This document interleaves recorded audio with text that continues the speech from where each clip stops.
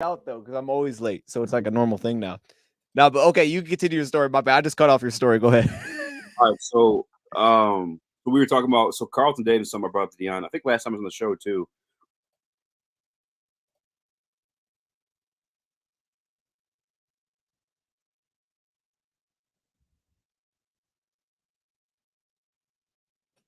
Wait a minute. Am I? Is this me or is this him? Okay. Hold up. I think Easy froze. All right, yeah, Easy froze. Okay. I thought, okay. Chat, I appreciate that. I was like, wait a minute. I apologize that we're late for this, okay? I thought the whole time Easy's his mic was muted. It turns out my headset was on it was on wrong. So I'm sitting here just confused. I'm like, oh man, I still can't hear you. He's just joining in and out. And that was on me because I was like, that's my fault. I for some reason thought you had something wrong. So we're good. We're gonna get Easy back in here. I don't know what just happened there. We just lost him for a second. We'll get him back in here. And as the title suggests, man, and y'all see it's up my two favorite dudes. It's good to be back in live. You hear me? I appreciate that. Uno momento. I just want to get this thing started, man, because we were making you guys wait. But yeah, we're gonna chat about free agency, and I don't have a great plan for this, as I told him. I was going to come in and try to make this a lot more structured, but it's really not. We're just kind of chatting, so it's fine. I was on your show once with you and Rad. LOL, it was fun. D-Ray, I do remember that. Nah, see, I feel like I remember that. It's been a while. We need to get back on those. I'll say this. I don't want to go too deep into it, but a lot of the perks and things like that we kind of used to have behind the scenes, I've come up with some new ideas. I want to get that rolling again. I feel like we've kind of neglected that. I have, and I got to get back on it. So that kind of thing I want to have return here soon. Are we going to get Sneed? Are we going to get L'Jarius Sneed? So when Easy is able to get back in here, we can talk about this again too. I'll say this. So the predictions that I put together, some of them aren't like 2 years. It's crazy, dude. It's crazy. These predictions that I put together in a lot of ways, like, aren't just one specific player. Some of them are. We could talk about some specific players. The issue I also have is there's so many players that it's like I haven't gotten everybody. There's certain guys I just haven't watched. So I'll talk about some specifics, but like with the whole cornerback idea, I'll just start here and we'll see where he jumps in. I think that we have a splash that's going to happen at cornerback, and I think that splash is going to be through a trade. I don't know what's going on. All right. We'll get him in here. We'll figure it out. It's all good. Look, it's weird. It's Sunday. We're not used to doing this, chat. We're not used to doing shows on Sunday. But yeah, chat, let us know too. Like if there's a guy that you predict the Lions will sign, moves they'll make as well, like who's not going to be brought back, because I want to talk about that stuff too. We'll also touch on Craig Reynolds. But like one of the big predictions that I think that I have is that we're going to have a splash at cornerback, but it's not necessarily just going to be through a free agent signing. It's going to be through a trade and then an extension. And we're seeing a lot of names pop up. Just before we went live here, Carlton Davis, Jamel Dean, Tampa Bay, that popped up. Yesterday, we talked about Greg Newsome. As D-Ray just brought up right there, we see you.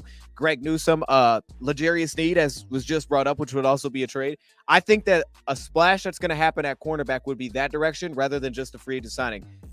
Now, there's the more likely, like the possibility is they don't do that.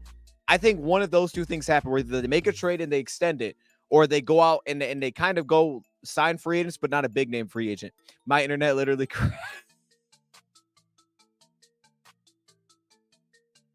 Dang, I muted myself. All right, I'm good. I muted myself. Whoa, why did the beat stop though? What? Because I got muted, the beat stopped? No, that's crazy. Oh, no, that's not what happened. Is that what happened? No. Beat's still going. I changed my headset. Sorry. The struggle is real right now, chat. The struggle is real right now. We're going to figure that out. The struggle, bro. The struggle is real right now. Okay. Let me close this. Yeah. And then my name is. Okay. No, yeah. So as I was saying though, with cornerback, like I think that's like my main prediction for cornerback. I think one of those two things happen where it's either a trade or it's going to be, we'll kind of see some of those typical deals that we give out for the cornerback position. But I could say this, I think overall at cornerback, what we're seeing is that it's going to be a reset. Like I think the cornerback position is definitely going to reset this offseason. Like they are seemingly just like, okay, we're changing this up. We're shaking it up. You know, that goes all the way down into the depth, like Jared Jacobs, Chase Lucas, and I like these guys, but it feels like a complete reset is underway at cornerback. It's going to look like a whole different unit this next season outside of the two staples, which is Brian Branch and Cam Sutton. Everything else is going to look different at cornerback. That's one of my big expectations. We could talk more specifics on that. I actually caught you live. Lucky. See, this is a great time to go live, though. Like 4 o'clock on Sunday. There's no football today, which is sad. It's sad. Also, all y'all, hey, we got to watch Michigan. 8-22. For the first time in my life, I believe this team will go to the Super Bowl or dang close again and maybe win it all right on schedule. I love that. No, I love that. And I'm with you. I think we're on schedule to do that again. I like Lattimore over Snead. Lattimore, that's a good name. I didn't bring up Marshon Lattimore. What was the issue? Oh, well, it's the contract. But at the same time, I don't think Marshon Lattimore's cap hit's crazy. Like, it's definitely manageable. Actually, to the point where we pull it up. I actually screenshotted his contract. I think it's like I think he's hitting the out in his deal, which is why that's interesting. He's also had the injuries. Like, he's missed a good amount of time. I don't know the exact number on top of my head, but that's the reason we've seen guys like Isaac Yiadom and those players step in. Let me see. I actually had it saved. I should just look it up. I don't know. Oh, here it is. Yeah, so he got his contract extension. I think this is Marshon Lattimore. 2024, his cap hit is set to be at $14 million. They can't really get out of his deal. Okay, so that's what it is, right? The Marshon Lattimore idea would come from. We're getting Easy back in here. We'll get to that in a second. Easy, you look better though. You look good though. Now you're actually muted though. Dang,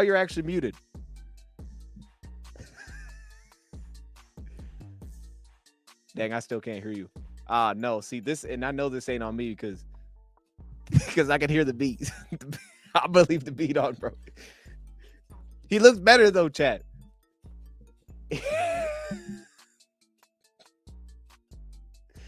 Hey, shout out to Michael. Michael, bro, I was thinking like yesterday, just some of the people that have like been in the chat for like the years, and I was like, yo, that's why I need to get some of these perks popping again. Off topic, but like the reason I brought that up is because of like some of y'all that are like always in the chat. Charles, the truth. I'm like, yo, we got to get these things popping again. Michigan basketball season over. Honestly, thank God. We'll hold up. We'll hold up now, right? Can they not win the Big Ten tournament? I'm not going to say it's impossible. Everybody gets in, right? Am I wrong on that? Did they change it? I think everybody gets in. Lions talk with bad John Cap. Hey, what's up, John? What if we only sign 2 to 3 new players? See, okay, I will say this. This won't happen, and I'm not like this won't happen because a lot of off seasons, like I'll go in and we'll do these mock off season. I'll sign two or three guys, and they won't. They'll sign like 7. Are you test? Dang. But anyway, they'll sign more. But to your point, like maybe 3 significant signings to what you're saying, Christian Wilkerson. Okay, wait, that's not right. Wilkinson. Okay, sorry, I can't read. Christian Wilkinson. AJ Epinesa, solid cornerback 1 like Gilmore. Like the Gilmore brother for cheaper. Oh, that's true. We do have his brother. I didn't really put that together for cheaper. And that's all good. We can go with that. I could see some of those. I definitely could see the Stephon Gilmore one. Like that would be one of those that makes sense because while he's a vet, it's also not the injury thing with him. It's just that he's getting older.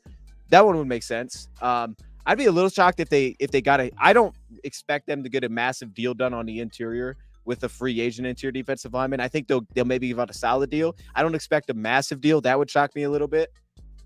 We'll see. I don't expect something massive there.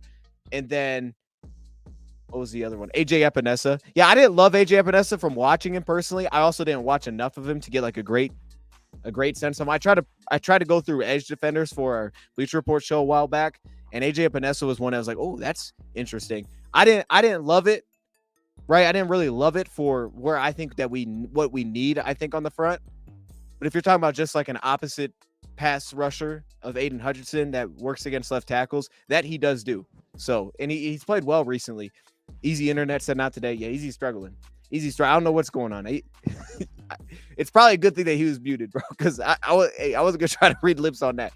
It would be cool if we had 2 brothers that were both great. That would be cool. I think we bring back Vilder. Now this is okay.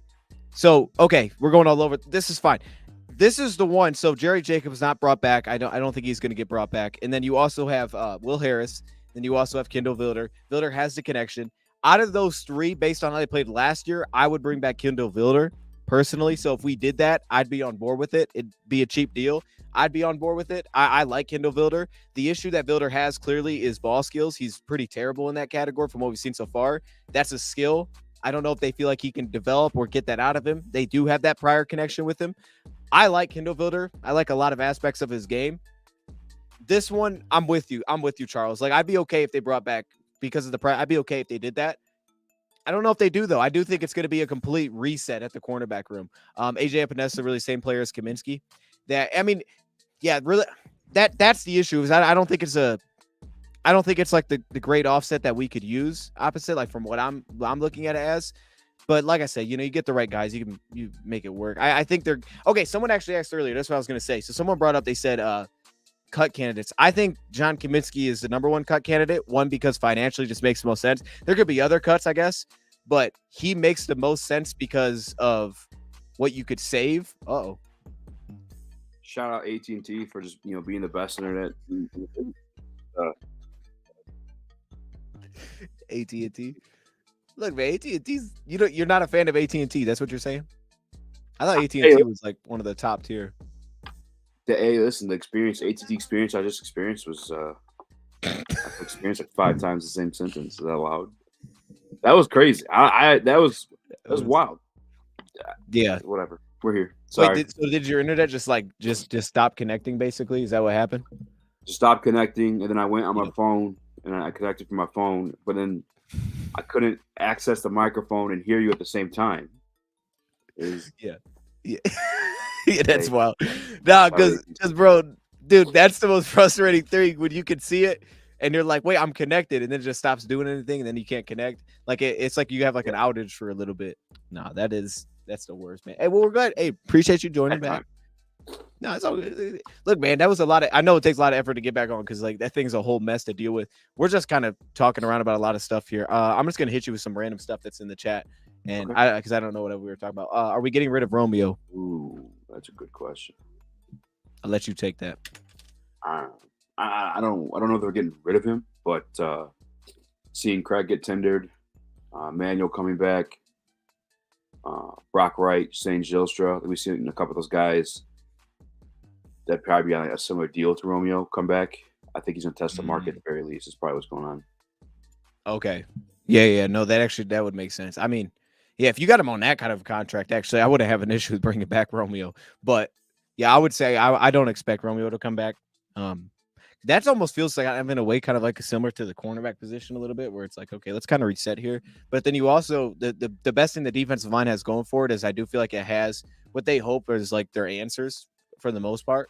They just need like the supplemental pieces because that's been kind of a rotational mess. But they have like what their answers should be, I think, on the roster. Cornerback doesn't really have that, so that's why I think that's going to be a complete reset. But no, I don't think Romeo's coming back. I think he's going to walk. But no, that's a good. I mean, he probably is somewhere around that point. He didn't play bad last year. He got it going a little bit. Played the run. Yeah. He just. I mean, I'll miss him, but maybe they drafted. Yeah, he hasn't popped since the injury, man. It stinks. The injury just. Oh my goodness, man. Yeah. He was a baller before that took place. He was.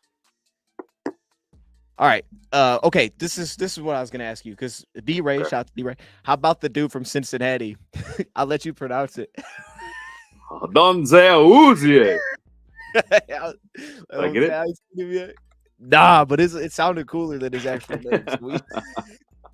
Do you have any different takes on corners or this guy in particular? Like anybody that you're like, man, I really want to go get this guy? Yeah, but he's not a free agent. It's the Greg Newsome one that's out there. Yeah, that one. I mean, like I looked at everything. I think he fits the versatility that Brad likes. The number one thing that got me though, he's only 23 years old. Like that's very young.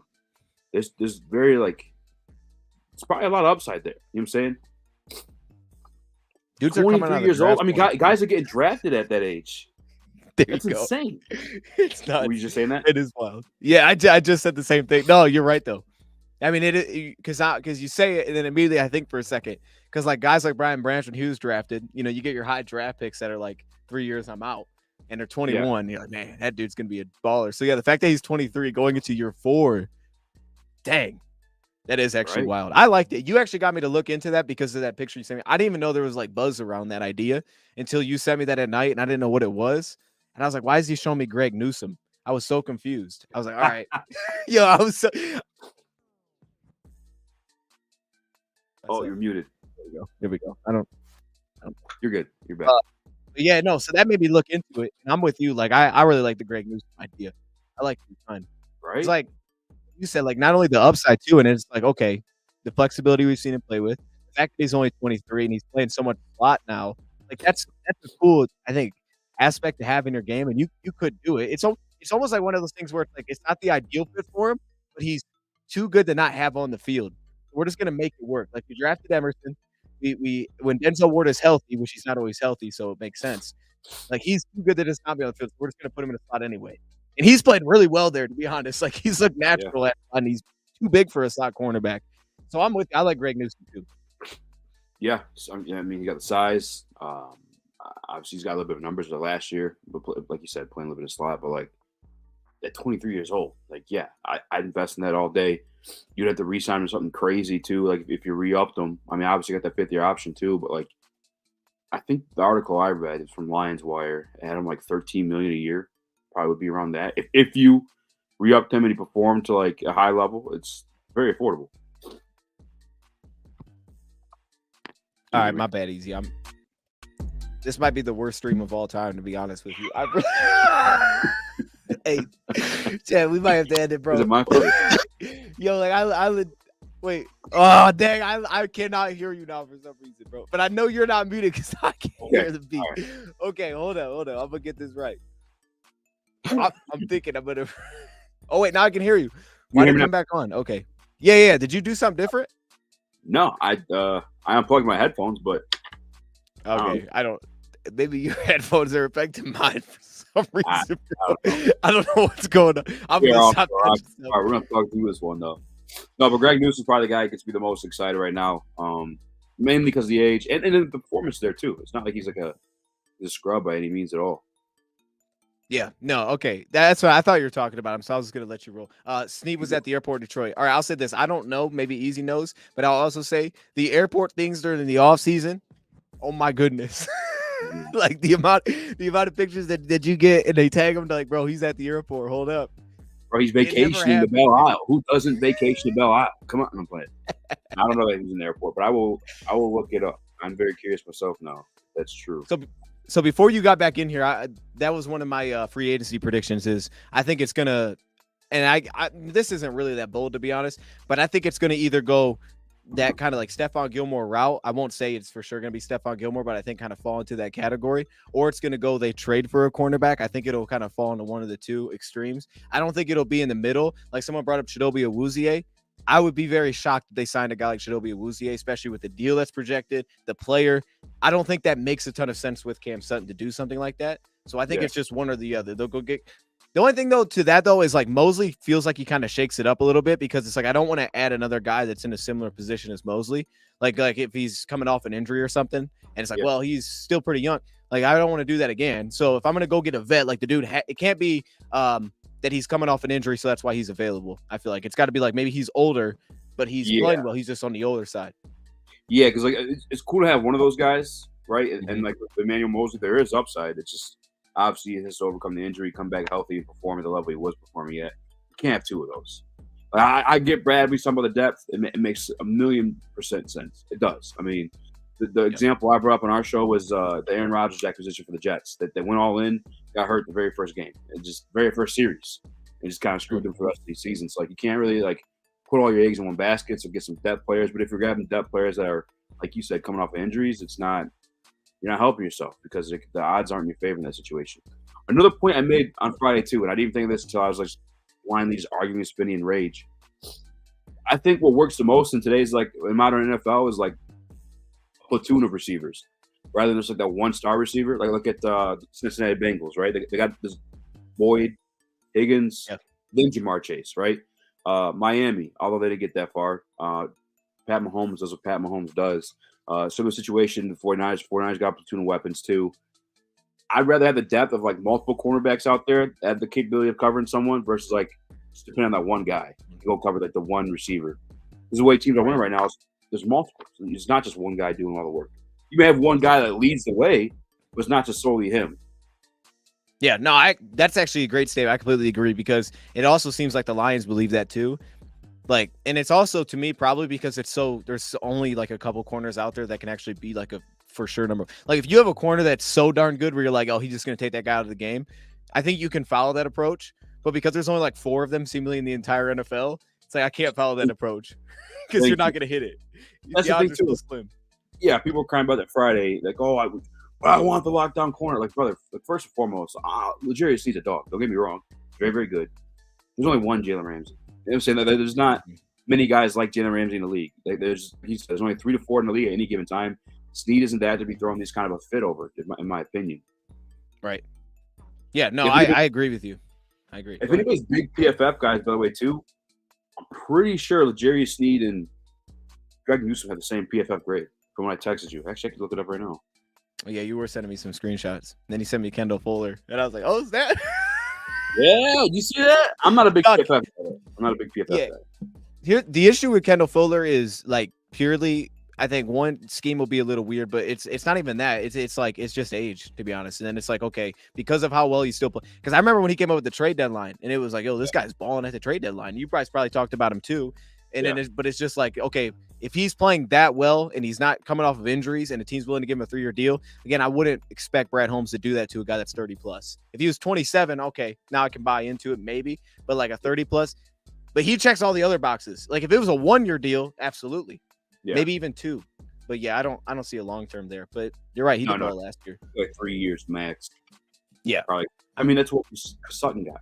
That's what Brad has made any type of commitment to anybody.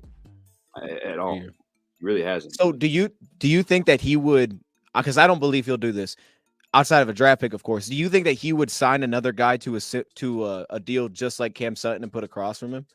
Like meaning, hey, we'll give him a 3-year, I don't know, $7-8 million per year. If they do, in my opinion, it'll be a guy they acquire through the trade deadline, or not trade deadline, but through trade. Or I mean, I could see Kendall Fuller get a 3-year, you know? I mean, what, because Kendall Fuller is what, 28? Yeah. I actually don't know his exact age. Somewhere around there. Yeah, I mean, like Kendall Fuller, like 3 years. Like, yeah, Kendall Fuller is 1995, so he is not 20. Oh, dang, you got the year. Yeah, I wish it just told me the 29. age. He's 29. There you go. Okay, so I can see a 3-year deal for a guy like that. Just because, like, do that? Yeah, I mean, we talked about the other day too. Like, a lot of times you get these deals, it's like you gotta like back half of them. Sometimes these players don't see them through. We see it. I mean, around this time, we just got done with it last week. Guys are getting cut everywhere. They're traded. Or, you know, back half the deals, the teams they don't want to deal with it. No, you do see that a lot, especially like the last year. Their guarantees are gone, so they just move off the guy. I'm with you though. I think a trade's. I mean, I don't know if you think a trade's happening. I think a trade's probably going to happen. I just think somewhere they're going to make a big splash. Because to your point, like when they want to invest in a guy like they truly believe in, like you said, they'll give him a multi-year deal.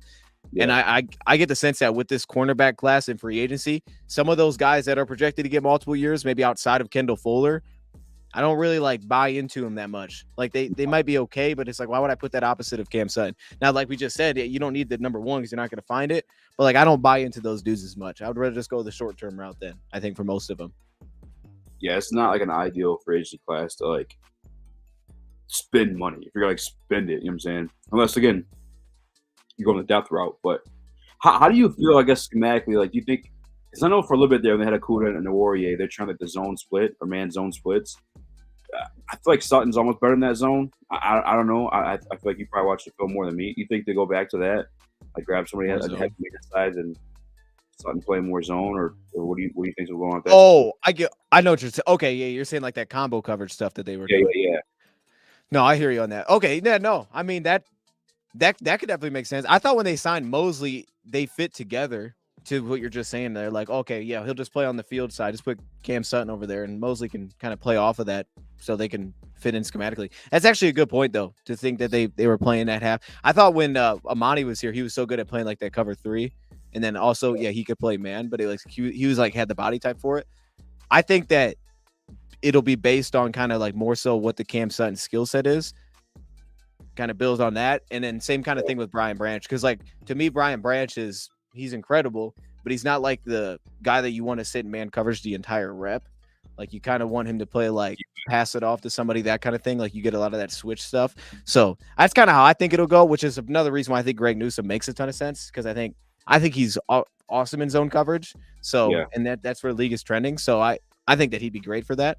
But so is L'Jarius Sneed, to be honest. He's pretty darn good in zone too. I just think Greg Newsome's better. Oh, you're muted again. See, look, when I unmute myself, then I can't hear you. I don't know why that's a. Okay, now I can hear you. I don't know why that's a. Why does that keep happening?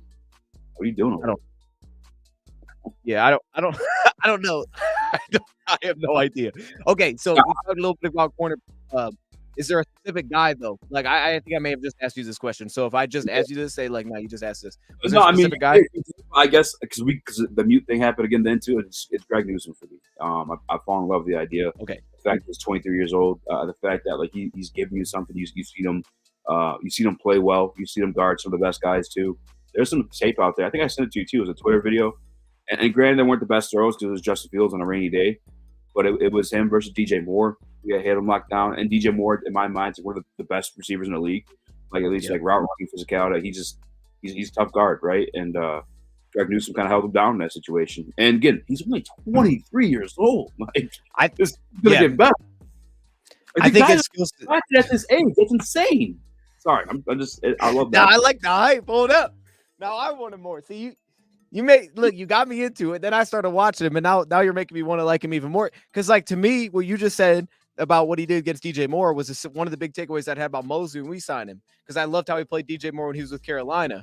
And I was like, man, look at him. He's handling business. So now you're talking about two guys that are handling business against DJ Moore. But also, I thought the way that they did it, like, some similarities, like honestly, dude, Greg Newsome's bigger than both of them. But, like, Greg Newsome, like, similarly, like, just the way that he moves, I think he's very similar in his play style. Like, the way that you want to play him is very similar. He's not like here's what I'd say. He's not like Jerry Jacobs off the line, right? He doesn't have that style where he wants to get in your hip and kind of ride through the route. That's not like how he's built to play. He's a little bit closer to kind of that Mosley style when I watch him, kind of that Cam Sutton vibe a little bit, who I think, again, is kind of just more so built for zone because he's limited. But he's really guarding good to zone. So it's like, I'm with you, man. I think he fits. I think it makes sense. So, yeah. By the way, who came up? Was that like an idea or was that like a rumor? So it was rumored coming away from the combine that the Cleveland Browns were looking to get rid of one of their cornerbacks, and that was like the main one. This guy has his 5th-year option coming up. Already got the 2 start because he was originally on the outside, and they moved him inside because they had 2 outside guys ready to go. Obviously, is Denzel Ward and what's the other kid that was next to him? Emerson. Yeah, and so like, and money too. Like you can't forget that they're paying Deshaun Watson. Yeah, over there to be mid as hell. I got sneeze online. To be not that good. Yeah, really though. Paid him a ton, bro. Well, it's that time of year. You got to start offensive salary cap, otherwise you're in trouble. Yeah. Okay, so to that point, then I want to go to this question. I'll go to Brent's here. Someone asked, is there like a cut candidate potentially? I said John Kaminsky because of the financial situation. You could save almost $5 million by cutting him. And I was talking to Rad actually last night, Chad. I was on the phone with him, and I brought this idea up to him, and he was like, yo, that's crazy. You can't cut John Kaminsky. We're all Kaminsky guys. I get that. I'm not saying I would prefer to go into free agency and say, hey, just go cut him. I don't think we need to. We're financially in a good spot. But if it came down to a scenario and kind of the way that I laid it out in Bleacher Report, where I could get like a guy like Calais Campbell, and I could set up his contract to the point where I could throw a void year in there and then cut John Kaminsky. I could put him in a similar position and then just put him with Pascal. I would take that upgrade. Like, to me, that's a very worthy upgrade. And they were intrigued by him last year. And now we just saw Fletcher Cox retired from the NFL, which stinks because I really like him. But I think one of those vets, if it's not going to be like a Gilmore, would be awesome to have on this defense, specifically on that defensive line, which is so young. Yeah, I think that'd be a great place to just go add a veteran to that mix. Yeah, like a big-time veteran, though, not just like an older guy, like a dude that's a dog when he's out there. Yeah, I mean, he still played really well for Atlanta last year, too. And, I mean, for what Aleem's become, and you correct me if I'm wrong, because, like, I had this conversation with he's more of like a national media member, but he's from PFF, so he watched a lot of film, is Trevor Sikkema. And I asked him, like, because I want to put a block eater next to Aleem at this point. He's dropped the weight. He wants to rush, like, the interior on these passing downs. And so, like, give me a big guy and let Aleem be like your finesser. I mean, he could do it all, really, at this point. Calais Campbell is that, you know? But the way he responded to me is as if Aleem is the guy, kind of plays that nose tackle role. I'm like, no, dude, and again, he's from Nationals. Like, he covers, like, 32 teams. Maybe he's not watching the Lions like I am. Am I wrong? I mean, does Aleem – Oh, he did both. I mean, I thought what made Aleem so good was, to your point, is in the second half of the season when Levi started mixing and he played nose tackle. But I know what you're saying because Aleem's not a space eater. Like, I was watching before we got on here. That dude's so darn quick. Like, I was watching him against Damian Lewis, the guard from Seattle, who's a free agent, because I wanted to talk guard, and we'll get to that. But it's like Aleem McNeil is so darn twitchy right now with the way that he lost his weight. He's such a big time pass rusher. This is why we have to extend him. Like, get that thing done. Don't let him ball out this year and then have to extend him. Get that thing done. All right. Pay this man because he's just going up. But like, yeah, I understand what you're saying though, because you just want him to get one-on-ones. That's why they drafted Broderick Martin. They know what they're putting next to him. Exactly. Yeah. I just don't know what Broderick is going to be yet. And maybe Broderick comes alive too with Terrell Williams. Like, that's the hope, right? But if not, get me Calais Campbell. And you know what? Broderick Martin's not going to be out there for 3 downs anyway. Let him and Calais like rotate. Calais older as well. Like that'd be good pairing to have right there. So one guy I started watching right before I got on here. I need to watch a lot more, but I think I can't give you a ton of specific names to the spot, but I think to your point, like for me, nose tackle, I think it makes a lot of sense. I think it could also make a lot of sense not to draft on top of Broderick Martin because I haven't seen a ton of guys that stand out like that would be an earlier pick. That's like a for sure he's going to hit at nose tackle over Broderick Martin right now. Like hopefully where he goes year 2. I think there's some nice depth pieces that could be like, all right, later in the draft we put another guy with Martin. But I think in free agency, you know, if you're not going to go land a DJ Reader who's like, oh, perfect fit, but he's going to cost a ton of money and he's awesome. Some of these like under the radar type of deals, like this could be one of the biggest signings, I think, and one of the most impactful signings the Lions make this offseason is finding a nose tackle that's kind of rotational that signs to like a 2-year, $8 million deal, something like that. Kind of like when we signed Nick Williams, maybe more money than that, but a deal like that on the interior to put it on top of Broderick Martin, but also not take his place, but still be able to serve that role. I was watching a couple of different dudes. I have to look more into Raekwon Davis, but a guy like Daquan Jones from Buffalo, he's a dude that he's a lot more so known for pass rush, but he's at 320, plays that nose tackle role. He's a big-time pass rusher, too, from the inside. He just hasn't played a lot of snaps. Like, something like that, to me, would be like an ideal move to make a free agency because then you don't block out Broderick Martin's future, but then you also don't draft someone on top where you have to kind of block out Broderick Martin's future because he just drafted him on top. Absolutely. Oh, am I still muted? No, you're good. Okay, sorry. No, yeah, that's what I want because, again, Broderick's not going to play all 3 downs to begin with. Like, a lot of people like Devondre Sweat.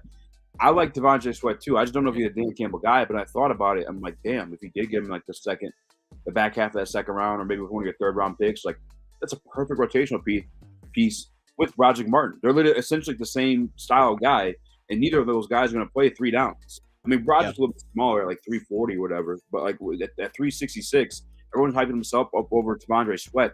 He's not going to play 3 downs or like up and down the field at 366 pounds, guys. It's not like that's not what he's coming to the league to do. So he's going to have to come to a situation like the Detroit Lions. We can rotate with a guy who's playing that same role, and that'd be perfect. That's literally what I want next to Aleem because what he showcased last year as a pass rusher. Give me somebody you can double team so Aleem gets his one-on-ones.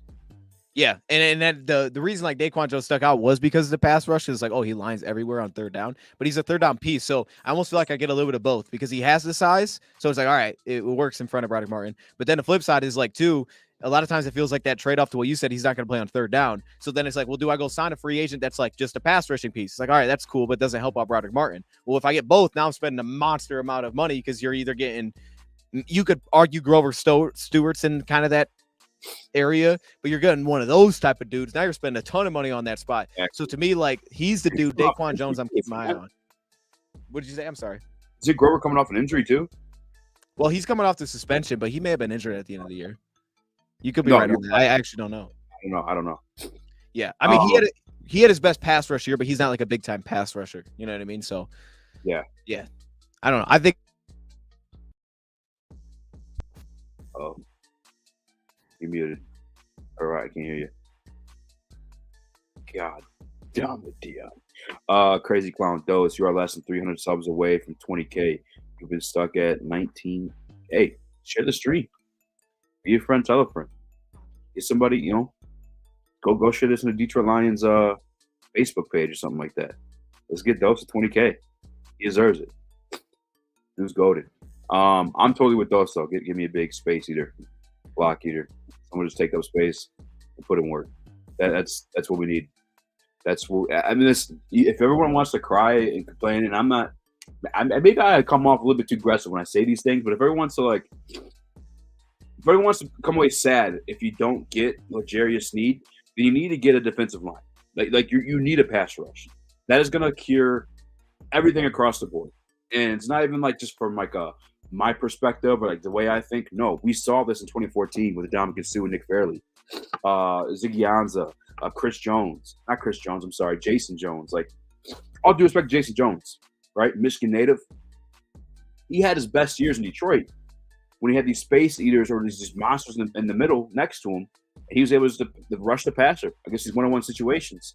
Like, if we're not going to get L'Jarius Sneed, address the defensive line, and that fixes everything else around. Everything else will get better with that pass rush, if you get a pass rush, I should say. Interior one specifically, in my opinion. I agree. We need interior pass rush. Hey, whoa. Where did you come from? Yeah, whoa. Thanks for joining us, man. Hey, let me say, this is what we're going to do. From now on, I'm just going to let Easy take over the show halfway through because, he's like telling you to share the stream and stuff. So we're just going to have him do that every single time. Like, Easy, I'm going to dip out for a second. You hold it down. You show a ton of love. Hey, no, I appreciate that, though, man. I'm going to turn myself down a little bit because I think you were just picking up right where we left off. I wanted to, you see Nick Folk is available, the kicker. All right, have you looked at any kickers? No, I don't hate Badgley. I don't have the beef that with Badgley that everybody else seems to have. To be honest with you, like, he's not the best. I don't think he's bad. No, he's not bad. He's just limited. Right? There's certain times he just don't put him out there. He doesn't have a big leg. It's all right. So all right. So in San Fran, do you think that was more of like Dan Campbell being like doing some Dan Campbell stuff, or he just didn't trust Badgley or combination? Yeah. See, I thought that was just Dan Campbell doing Dan Campbell stuff. To be honest, I mean, I all I know is that Jake Moody had missed a kick, so maybe there was some of that there. Maybe, I don't know. I struggle with that one because the kick, like, I think especially the second one wasn't that far. It was like, and he already in the playoffs had made 150 plus. It was at home, so I guess that's the difference. But like, he put him in a big spot and like asked him to kick a field goal after we picked up like 3 yards. I mean, there was really no choice, like kick it or punt it, but he still put him in a big spot. So I feel like it was more so Dan Campbell just being aggressive, but I don't know. I could be wrong. No, I'm with you, but I feel like a lot of people took away from that he didn't trust Badgley. I just don't think that was the case. Like you said, he hit a 50-yarder at home, and it's not like San Fran is like was cold or windy. Like, no, it was San Francisco, California. Like, the conditions were ideal. I don't think there was any lack thereof. But hey, if they want to upgrade a kicker, I'm going to upgrade any position that's available. I'm not telling you Badgley's a guy, but I'm just not looking at kickers. Yeah, I know. I feel you. Usually look at kickers, you look up the stats. I mean, to be honest, that's what you do. Hey, look, man, Josh Larry out of Stanford. I don't even know who this guy is, but I'll say this: after last year, if he's probably now on the Moody level, I feel like I would have heard of him because Moody was like consistently really good. But like what we know now is you can't just take a kicker and be like, oh, just take him with your last pick. Like, no, bro, there's value there. They'll take him round 4. But then at the same time, to be honest, like it does feel like every time you take a kicker in the mid round, I think Moody will be fine. But like you hit on someone in UDFA too. Someone else hits on UDFA. So it's like it didn't really. Well, and Moody struggled too. Moody struggled throughout the year. They lost him a couple games. The Browns drafted a high kicker. He's not even there anymore. Like that thing's changed. I always feel like the only and Moody was making 50 plus in college. So it's almost like you can't even bet on like, oh, well, are they consistent in college? Because you're probably not going to find that. You're probably not going to find good accuracy. But like, I remember I think it was Jason Hansen that said that. It's like, cause all the holding and like everything that goes into the process is so like messy compared to the NFL. And they're changing all the time, or they'll have like, someone else hold like their quarterback. Yeah. It's like in the NFL, it's much more like dialed in. So it's almost like as long as the dude has a big leg, you take a swing on him and then we'll just see what happens. And it's almost like they did that last year with Parker Romo. They're like, well, he can kick it far. So let's just see what happens with this guy. He didn't end up making it, but like, that's what I want to do, bro. Just get a dude that kicks it far and then we'll just see if he can make it consistently, because that feels to be the difference. Like in the NFL, if you can kick it a long way, you get a little more leeway for misses, right? Because Michael Badgley doesn't miss much at all. He's very consistent. But he doesn't kick very far. So when he misses one, it's like, oh, dang, get rid of this dude right now. That's usually runs into. All right, I want to talk guard a little bit if you're cool with this. Oh, I will say I didn't want to cut you off. He has something to say about kicker. Chase McLaughlin is someone that I was looking at for free agency. I think he's interesting because he's got good numbers these last couple of years. Yeah. He has like his last couple of years. He's had like longs of 57, and last year I think he was 7 for 8, 50 plus. I think he was. So yeah. All right, I'm on board with that. Yeah, these numbers on that for Carlton Davis, they're actually not great. Sorry, I just finally doing homework. They're not like. Oh, you. No, that's good. Hey, Chad. So let's talk guard a little bit because I want to get your thoughts on this one because I know where I was with it, and then Rad kind of had me thinking differently last night. So situation, we know the situation, right? Graham Glasgow's a free agent, so is Jonah Jackson. So what do we expect to happen there? For the longest time, I thought for sure Graham Glasgow's coming back. Like he's absolutely coming back, and if not for anything else, flexibility alone, his age will keep him from being too high of a deal. Now he's not perfect. Like it's Graham Glasgow had bad games, specifically in pass protection, but as a run blocker, he's incredible. He's a very good athlete. And then again, he gives you position flexibility. He wasn't even supposed to be a starter last year. It was like, it's Big V. And then he was, so he just played like a starter. And then the flip side is Jonah Jackson. Jonah's interesting. So I want to start with Graham Glasgow because there's really two ways I look at this easy. So here's the projections. Now I've seen this number where people are like now worried a little bit because I think it was Kevin Dotson who got paid from the LA Rams. Like he got a big deal. Oh, recently? I don't know. Probably. Okay. I saw Ezra Cleveland's deal. I'll look up Kevin Dotson right now. Okay. Wait, did Ezra Cleveland get re-signed? Yeah, Ezra Cleveland re-signed with the Jags. Re-signed with the Jags for like 3 years, $28 million. Okay, so that's like a 10. Yeah, 9, 10. Yeah. Yeah. Okay. Okay. Now I will say this to that because he didn't play well with Jacksonville, but they also traded for him. So when I was looking through for guards, because I didn't even know that happened, I was looking at Ezra Cleveland. He was one of the guys that I was looking at. Ezra Cleveland was one of the guys I circled because, and by the way, that's actually not too far off. Probably without his contract, I'm assuming he's going to be set up because, no, I'm not counting Big V for next year. I know he's not even under contract next year. I don't think. He's retired. Yeah. But Ezra Cleveland, he was projected 3 years, $8 million per year, which is 24. So that means they probably weren't far off. PFF has been pretty accurate on these projections. They usually are. Yeah. They're my favorite go off contract projections. Yeah, they're awesome with those. And then I've seen like the Kevin Dotson. I don't know exactly what the number was, but now people are projecting like, okay, 3 years, $48 million. So that's 16 a year. So now people are thinking Jonah's going to hit that range. I don't believe Jonah Jackson can command that much money. Now, there's ways that you set up the contract. I don't think that he can push much more than $10 million a year on a good day because of, first off, Ezra Cleveland, even though he didn't finish well with Jacksonville, I think Ezra Cleveland, depending on your scheme, easy to argue that he's a better guard. I think you can argue it. You can argue that he's a more consistent pass rusher throughout a season. And also the flip side where he has flexibility, but he's mainly a left guard. Flip side is a run blocker in today's NFL. I would take Jonah Jackson. I think he's more diverse as a run blocker. Like Ezra's much more of a zone blocker, but I do think he's a better pass protector. So when you look at that in today's NFL, like you would lean pass protector, I think in a lot of instances. To me, I think you can make a real case Ezra's just a better guard. So I can understand why they would do that.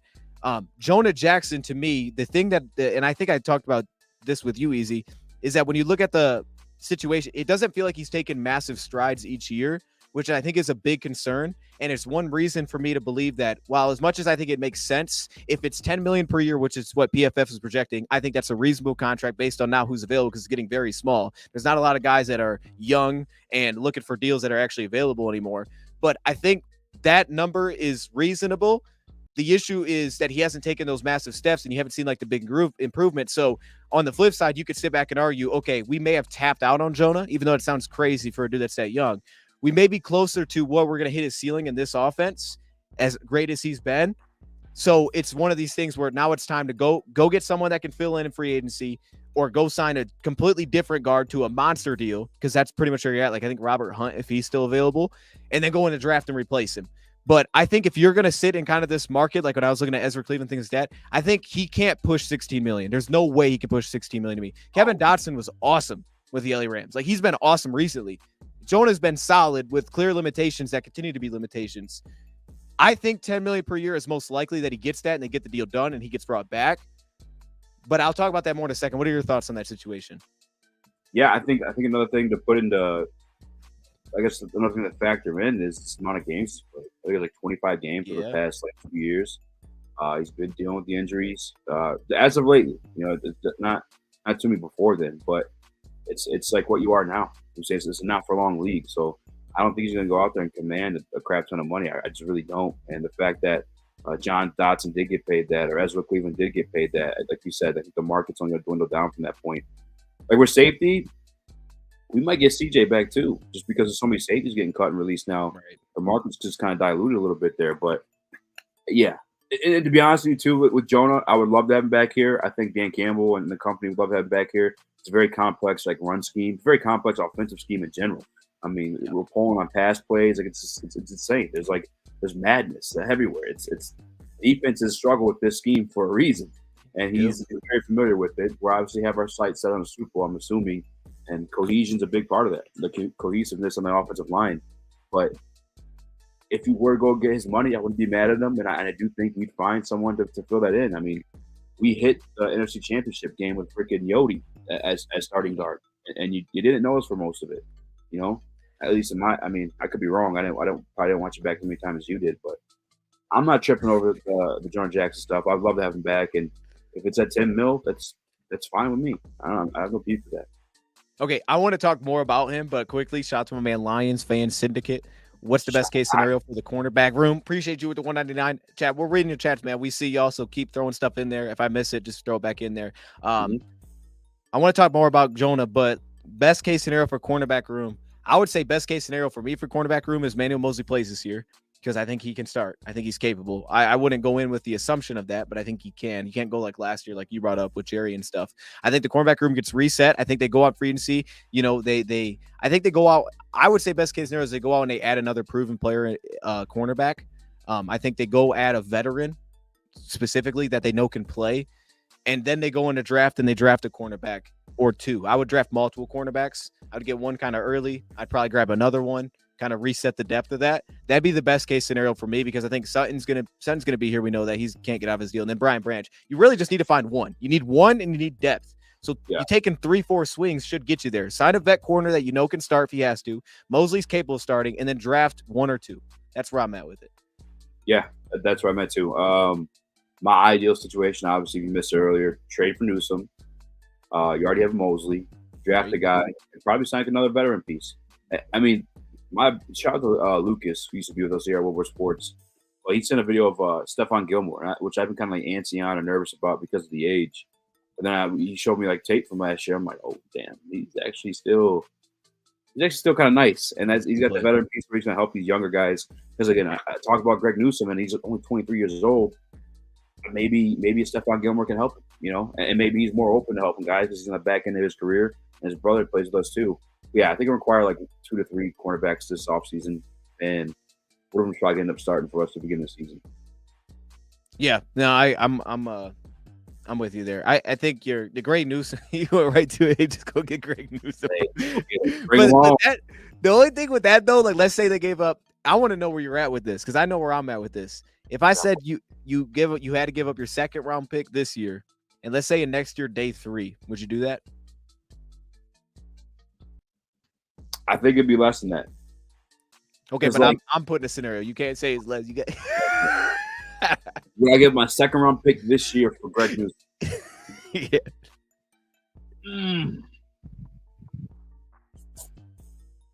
It's kind of like a third round pick. It is. But I got Kyrie Jackson's probably right there too. Kyrie Jackson's your boy now. I get it. I mean, like, is that spot he get picked at? Or he goes early? I could see that. Yeah, we're sitting second round. Yeah. Second round steep, man. Why you put that price on him? No, I'm not. No, damn it, DeJean. Why you gotta crush my dream? Well, people were talking first round about this dude. I thought I was being fair. That's crazy. People were legit saying first round. Like, yo, that's the stuff I saw. I was like, first round. I'll say this though. I considered first round. I don't think I could pull the trigger, but here's my consideration for it. And Chad, call me crazy. That's fine. But this is why I consider it. From what I've seen so far with guys around that area, if I was sitting at 29, I believe there's a really strong chance that if I didn't move, I would look at Greg Newsome versus who's on the board and say I have a better grade in Greg Newsome than anybody else that's available at the spot. Yeah. The issue then is balancing out, the deal and the contract thing. So second round, I would do it. Yeah, I think he goes for like a third round and some change. What's really? 6th or 5th or something. Okay, right? I'm on board with that. No, I like it's that. different age, it's a different stage of the career, but like Jalen Ramsey's went for a third rounder. There's no way this kid's going for a second rounder. But the first time he got traded, he went for 2 firsts and a fourth. Yeah, but it's also Jalen Ramsey. And Greg Newsome's not. You're right. You're right. But what if he is though? I mean, if I'm trading a dang first round pick, you better be Jalen Ramsey. Bro, I would be so happy you got Greg Newsome. I don't care what anybody's got to say. I'm sorry for swearing. I would love that. See, I wanted to see where you were at. I wanted to see the conviction there. I didn't feel it. You were like, second round. It's a steep, bro. It's a steep. I don't know. Is he worth the second round? I don't know. We getting a full uniform. Kyrie Jackson. We gotta do the Kyrie Jackson show, man. That's got to be the next show we do. We getting a full uniform overhaul this year, aren't we? Aren't we getting new uniforms here? We're getting new. We're getting new. What do they call it when they wear different stuff? What is it? Alternative. Oh, color. Color rush like that. Yeah. We're getting new color rushes to match the helmets. Okay. See, that makes sense. Those helmets were fire, but it was kind of weird. No, I don't think it's a new uniform overhaul though. Just those. By the way, the Blueberries, like when we're in monochromatic uniforms, Lions play pretty good. I don't want to go too far away from the Blueberries with all whites. All white bricks. White tan bricks. The all whites are fire. The all whites are my favorite. We gotta get some like, yeah. No, the all. I want to see them bring back the black, but all whites are my favorite. Yeah, listen, all the black's been rumored. I don't know if it's black would look nice with those helmets. I'm just saying, they're going color rush. The black would look nice with those helmets. I would love that. Alternates, you English. Wait, no, it wasn't alternates. It was color rush. He was right. Alternates is too broad. You know what I mean? Like it was talking about color rush. Uses ghosts. This is not your 7th grade science class. This is my closet. He's the one that said that. Okay, wait. So we talked about the Jonah thing a little bit there, and we're both cool at that price point. I think it's fine. And I think you made a great point. Is the Ezra Cleveland thing versus Jonah Jackson too? Because it'd be similar deals. I think is that I think you got to look at like how is the team value versus how does the NFL value it. Well, I think a lot of teams could have value in the NFL for Ezra Cleveland over Jonah. To what you said, I think the Lions would value Jonah over Cleveland because of how much they run the football. And you said how diverse they are. You lose so much diversity with so many guards out there that you sign him and it's like, all right, he's good here. Like for example, dude from New England, Michael Onwenu. You go sign him, it's like, oh, he's good. He's good with the Patriots. But then we lose a lot of our diversity and like, okay, we want to run stretch plays with Gibbs and things like that. It's like, okay, well, he's not going to really do well there. Jonah leaves everything open for you in the run game. So that's where I'm with you. Like, I think the Lions have a higher value for that. And then, they like to run the ball. You have something to add to that? No, you're kind of convinced me that Jonah's coming back. I think. And at 10 mil, I feel like guards, you can get them though, and they'll do well. Like we've seen it here, but we also don't know the future of Frank Ragnow. And if Graham Glasgow has to step inside and play center there for a minute, we're going to have to need another guard regardless. So we'll probably bring Jonah back. It is what it is. And Mill. Now, hey, we still got, Colby Soar still. Hey, he's still here, bro. We root for you. Hey, look, is a transition? Yeah. It's a big transition. I mean, look. William married in the NFL. It's a big jump. And again, complex scheme. I'll say this too. It almost feels like the balance that Jonah gives opposite of Penei Sewell is just like making me think now. Like when you had Big V, for example, like he was like that mauler at right guard, right? But then all of a sudden you don't have Big V, and it was like, okay, enter Penei Sewell. And Penei Sewell is like a very powerful right tackle with a right guard next to him, Glasgow, that's very quick. So you get like a good offset where like he can drive people out of the play. You see Sewell do that all the time. On the flip side, with Decker, he's not driving anybody out of the play. If you watch Decker, that's not his game at all. He's a finesse, like really good mover. But you put Jonah next to him, Jonah can drive dudes out, and you have a finesse mover next to him. So it's like you get a nice balance between both sides, I think, when you have him in there too. But I'll say this. So Graham Glasgow, we could touch on him a little bit too. Here's my thing. I think it's very likely that both guys come back. But the flip side, all right, I want to bring a couple names that I could maybe see a scenario. One would be, I don't know who I'd let walk here because the guy always plays right guard. I don't know if I want to move Jonah Jackson around. So I almost feel like you kind of have to let Graham Glasgow go to make this work, or maybe just try to get both. But and I don't know, maybe you put Graham Glasgow at left guard, you let Jonah walk. But signing Kevin Zeitler from the Baltimore Ravens this offseason, I think he's like one of those dudes that stands out to me is like it would be a surprise because I think he's 34 years old. But he's also he's old, but he's like really darn good, man. Like he's an awesome guard. To me, he'd be like a real upgrade over what we have for both guards right now. I think he'd be a huge upgrade in pass protection on the interior. I just don't think there's position flexibility. One, you're not moving around, and then obviously it's not long term, like maybe max 2 years what you could get him on. So if you like replace it with Graham, it makes more obvious sense because like, oh yeah, just put him in. But then he doesn't bring the flexibility that Graham gives you. And if you replace him with Jonah, it's like, okay, well, he's not going to play left guard because he's the right guard. So I still got to figure out left guard. Do I put Graham over there? I think even Zeitler could shake things up. He's one of the guys that I'm on board with. Go ahead. My bad. I apologize.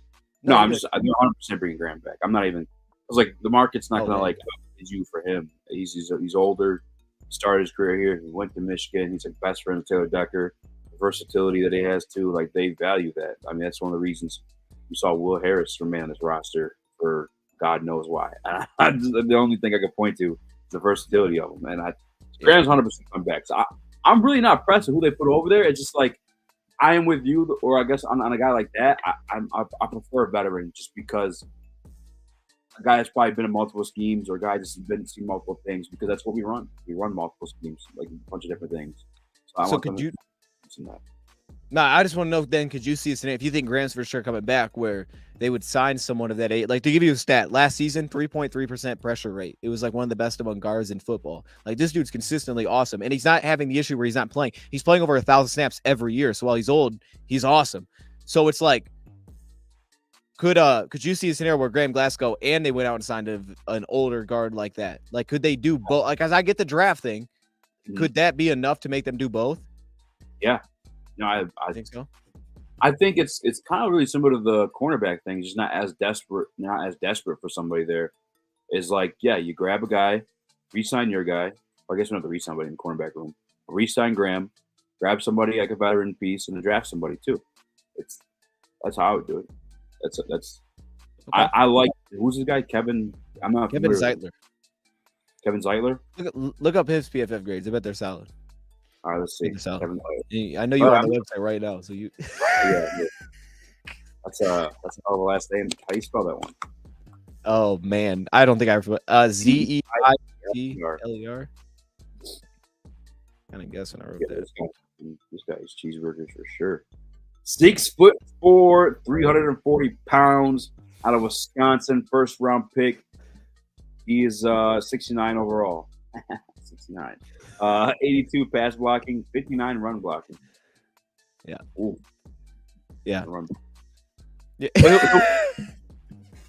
I'm not sure on the run block though. On this offensive, bro, he's gonna be next to Penny Sewell. But for a guy that's that big, I don't know if he's still that size, but he still plays with like the quickness that I can rock with. So I'm like, okay, there's flexibility there. Okay. I don't know. I just want to hit on some of these. We got some random draft ones coming in here. If you can't keep Jonah, then Brad needs to move up in the first round, get right tackle out of Oregon. I don't know who that is this year. Put him at right guard next to Panay and move Glasgow to left guard. So the Glasgow on a left guard, I consider that too, just because of all these scenarios. I don't know if we would do that because it's been a while since he's played left guard. Yeah. Who is that? Who's the right tackle to Oregon? He's talking about the center, I'm pretty sure. Powers Johnson. Okay. No, I got you. Unless it's attack, and he's playing back. You won't move up regardless. That's crazy. Man, so yo. I would love to. He's not trading up to get JPJ. Yeah. No, I hear you, Matthew. I think he's a heck of a player, man. He's still the highest grade I've given out to a player yet. Matthew, are you? I like Zach Frazier too, or Evan Frazier, West Virginia. Yeah. Yes. Is it Zach or Evan? It's Zach. I love it. Yeah, it's like a weird. I feel like it's a weird draft for guard too. Like there's a lot of guys where it's like, well, we can make him a guard, but they're not playing guard. I feel like that's kind of normal, but like because like tackles and centers are gonna be the value early, but like there's not a lot of pure guards. We tried doing it with Frank, didn't we? When we first got him. Yeah. Well, Frank was a guard, right? Because he came out and played guard for us, and then we put him in center. Or no, he may have came out as a center and then moved him guard. Yeah. Yep. So yeah, that does happen a lot. Right tackle of Oregon is getting mixed up with Powers Johnson. Okay, yeah, because I don't know who that is. No, Jackson Bar Jackson as a prospect, monster, bro. He's 6'4", like freaking super athletic. I mean, that's the best. interior guy in the draft class, I believe. Yeah, he's fluid, man. Christian Haynes. I wasn't big on Christian Haynes, to be honest. No, I'm not either. I like Jackson Powers Johnson. I like Frazier, and I like there's one other guy. I can't think of his name though. Oh, Graham Barton. Okay, Graham Barton, right? He's out there. I didn't know. Oh, yeah, he's from Duke. He's played all five. He's like 6'5". Again, there's that versatility. Yeah, and the way we coach too. Hank Fraley's moved a lot of guys around. I remember Matt Nelson went from a right end on the defensive side of the ball and they made him a right tackle. You know what I'm saying? Like Panay played left tackle, they moved him to right tackle. That's true. But Hank can coach these guys up and they could, that's a good point. All right. Shout out to Dr. Dean in the chat. Dang, that was actually a good point. There was a dude, it's gonna be my notebook. This dude out of Utah that I was looking at. I liked him from guard. Okay, so I think we hit on everything. Oh no. So I think the other thing I was gonna say with the guard position is, let me get it pulled up here. Oh yeah. Okay, so that was, I guess that was really it for me. The full reset at guard for me would be maybe go add a guy like Zeitler, because I think he stands out amongst the guards. Unless you're gonna go, I don't think they're gonna pay like the top guard on the market. I don't think they'll do that. So I think Graham's very likely to come back, and then maybe go sign. Someone brought up Evan Brown, maybe someone like that, or I still like Tristan Colin, but he can't start. That's the issue that I run into is like, if I go sign some of these like like even Evan Brown, I wouldn't want to start him at guard. I could do it. I could just put him there. Like Colin, he could start at guard, but I wouldn't want to do that. So that might be like I wouldn't want to come in with that idea of a stopgap player. Like I don't want to just sign a guy that's not that good at guard and be like, hey man, till the rookie's ready, like, because what if the rookie just doesn't get ready? Then it's like, okay, our guard's just not good. Like if he's injured and then he steps in, I'm like, all right, I can rock with that. But like I wouldn't come into the year with KO'd as my starting guard. I like where KO'd went, but he'd be that'd be similar to me. Yeah. If I'm not mistaken, I think it was Dave Burkett who asked Brad at the back half of like his exit interview was Frank Ragnow, the future of him and how do you plan to dress in the future. And I think Brad said it's a priority of theirs. And if we look at like what this regime has done since coming in, they've always addressed the trenches on both sides of the ball. I guess absolutely really just Panay. But no, he re-signed Frank too. So I think they know that offensive line is their bread and butter, especially if you're going to reinvest in Jared Goff. So I really just don't see them like just trying to stopgap that like guard spot. Like they're either gonna pay Jonah or like you said, get Zeitler or somebody who's like ready to play and is experienced. Like now, they're not gonna just band-aid that spot. They know that's the bread and butter of this offense. Like if Jared Goff doesn't have an offensive line, we're cooked, and they know that. They have to know that. There's no way. Yeah, no, you actually broke that down real well because you made it make a ton of sense right there. That was well done. Don't forget the O-line from Michigan. So I watched, I think I've watched both of them. I like I don't remember their names, to be honest with you. I like the big white guy. Was it Keegan? I think it was Trevor Keegan. I think I liked him. Yeah. Trevor Keegan. I liked him a little bit. Okay. Zach Zenter, Trevor Keegan. Right? You're muted again. We can't hear you. Damn it, DeJean. You're grounded. Don't come back unless you bring a pizza. This is bullshit. Third time now. Go to your room. Wait, I think I heard something. See, look, there we go. There you are. This is like the worst mic today. All right, the last name I'll throw out there, just because we're talking guard and we're just throwing random names. So there was two more that intrigued me. It was Greg Van Roten, who I think is okay. He was from the Raiders last season. Their interior was fine. He was okay last year. And then John Feliciano. Both these guys are on the older side, but Feliciano to me at 32 years old, like he was a round 4 pick, and it feels like you're watching a round 4 pick kind of play. Like not in a disrespectful way, but it's like he's not a great athlete, but at the same time, he's like a pretty big dude that plays in that wide scheme. So he's someone that like maybe could fit into that category if he could like start. I think if you had him signed there, and he's also played every guard position this last year, he kind of just subbed in at left guard. So I don't know. That's another dude. I'll just throw that name out there. But we're just throwing name. I mean, is there any name on the offensive line that I didn't touch on for free agency that you want to talk about? Feliciano was a hell of a name. That's just fun to say. Let's do it. That's why I put him on there. That was my only note to him, to be honest. Actually, yeah, great name, Feliciano. I just circled his last name. No, to be honest, I didn't. It just caught my eye. I didn't go too like in depth with like the guard spot. Just I'm fairly confident they're gonna address it. Like every play, I hear you. They know it's their bread and butter. They can't not address that. You know. Hey, wait. So time out. I want to ask about this because to me, like this one feels like the no-brainer. It's going to happen. And you also brought this up earlier. You said the receiver room, or you just said the weapons in general, like having a deep bag of weapons. I guess that sounded weird. The point is, to me, there's no there's no discussion with Josh Reynolds. He's coming back this year. Like I don't see a scenario where the Lions don't bring him back. Now I will say this: Calvin Ridley to me probably top available receiver. And I question that because I know he didn't have the best season. He dropped some passes. But when I watched him, I was like, okay, no, he's completely different. But Josh Reynolds, to me, I don't think there's a chance. I think there's a chance that guard gets shaken up. I don't think there's a chance that Josh Reynolds doesn't come back. That doesn't mean we can't add to that. We could. We did add Antoine Green, though, last year. So don't just forget, guys. But he was such a late pick. You could add on top of that. But I do think that there's no world in which Josh Reynolds is not a Lion this next season. I think it's the only thing that would throw them off is if his price point gets way too darn high because the receivers are already getting taken off the market. And as soon as, a guy that didn't have a great season becomes the top one, Josh Reynolds to me pushes way up there too. So the receiver market could just be too expensive. But overall, I just don't think that he's going anywhere. I think Josh Reynolds is absolutely coming back. The Lions will prioritize that. They're going to make sure that he's with Goff. And I think that he also gives you a really good skill set that you can tie with. Like if J-Mo peaks, if J-Mo's his best, right? Like if J-Mo's what you want him to be as a first round pick, signing him, those guys can play together perfectly. You sign someone that's similar to J-Mo in any way, now it's like, we kind of have the same guy. He's not that. So I think there's no chance that Josh Reynolds isn't back. Even after the tough finish, I absolutely think he's coming back.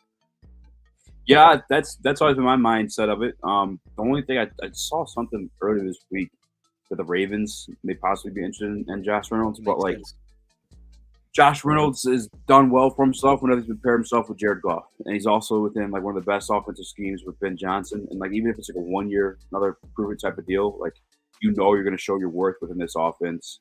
And I don't think he's going to outprice himself. I agree with you. But also, did you peep the guys that visited during the combine?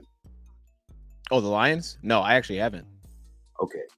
Listen to this. And then maybe this is separate from Josh Reynolds, or maybe these are like upgrades over Josh Reynolds. I don't know. But Xavier Legette, he was like 6'1", 6'2". To me, like a DK, you know who he is, right? He could be similar to Josh. Yeah. Yeah. So him, Tez Walker from North Carolina, another speedster guy, 6'1", and then also this one probably not going to happen. Brian Thomas Jr. from LSU. Mm-hmm. All the builds like Josh Reynolds, lengthier guys, fast guys. Maybe look for upgrades, or just maybe look for that true X. But I mean, they visited a couple guys during the combine week. So I'll say that I wouldn't count on a receiver if Josh came back because they did go trade for Donovan Peoples-Jones. I mean, Khalif got injured, but they did go trade for Peoples-Jones. If Antoine Green doesn't hit on the outside, even if you bring Josh back, there's no depth behind those two. I mean, that's it. You have two guys that can play out wide, and you have Khalif Raymond who can kind of play out wide, but he's just undersized, so there's certain spots I won't put him in.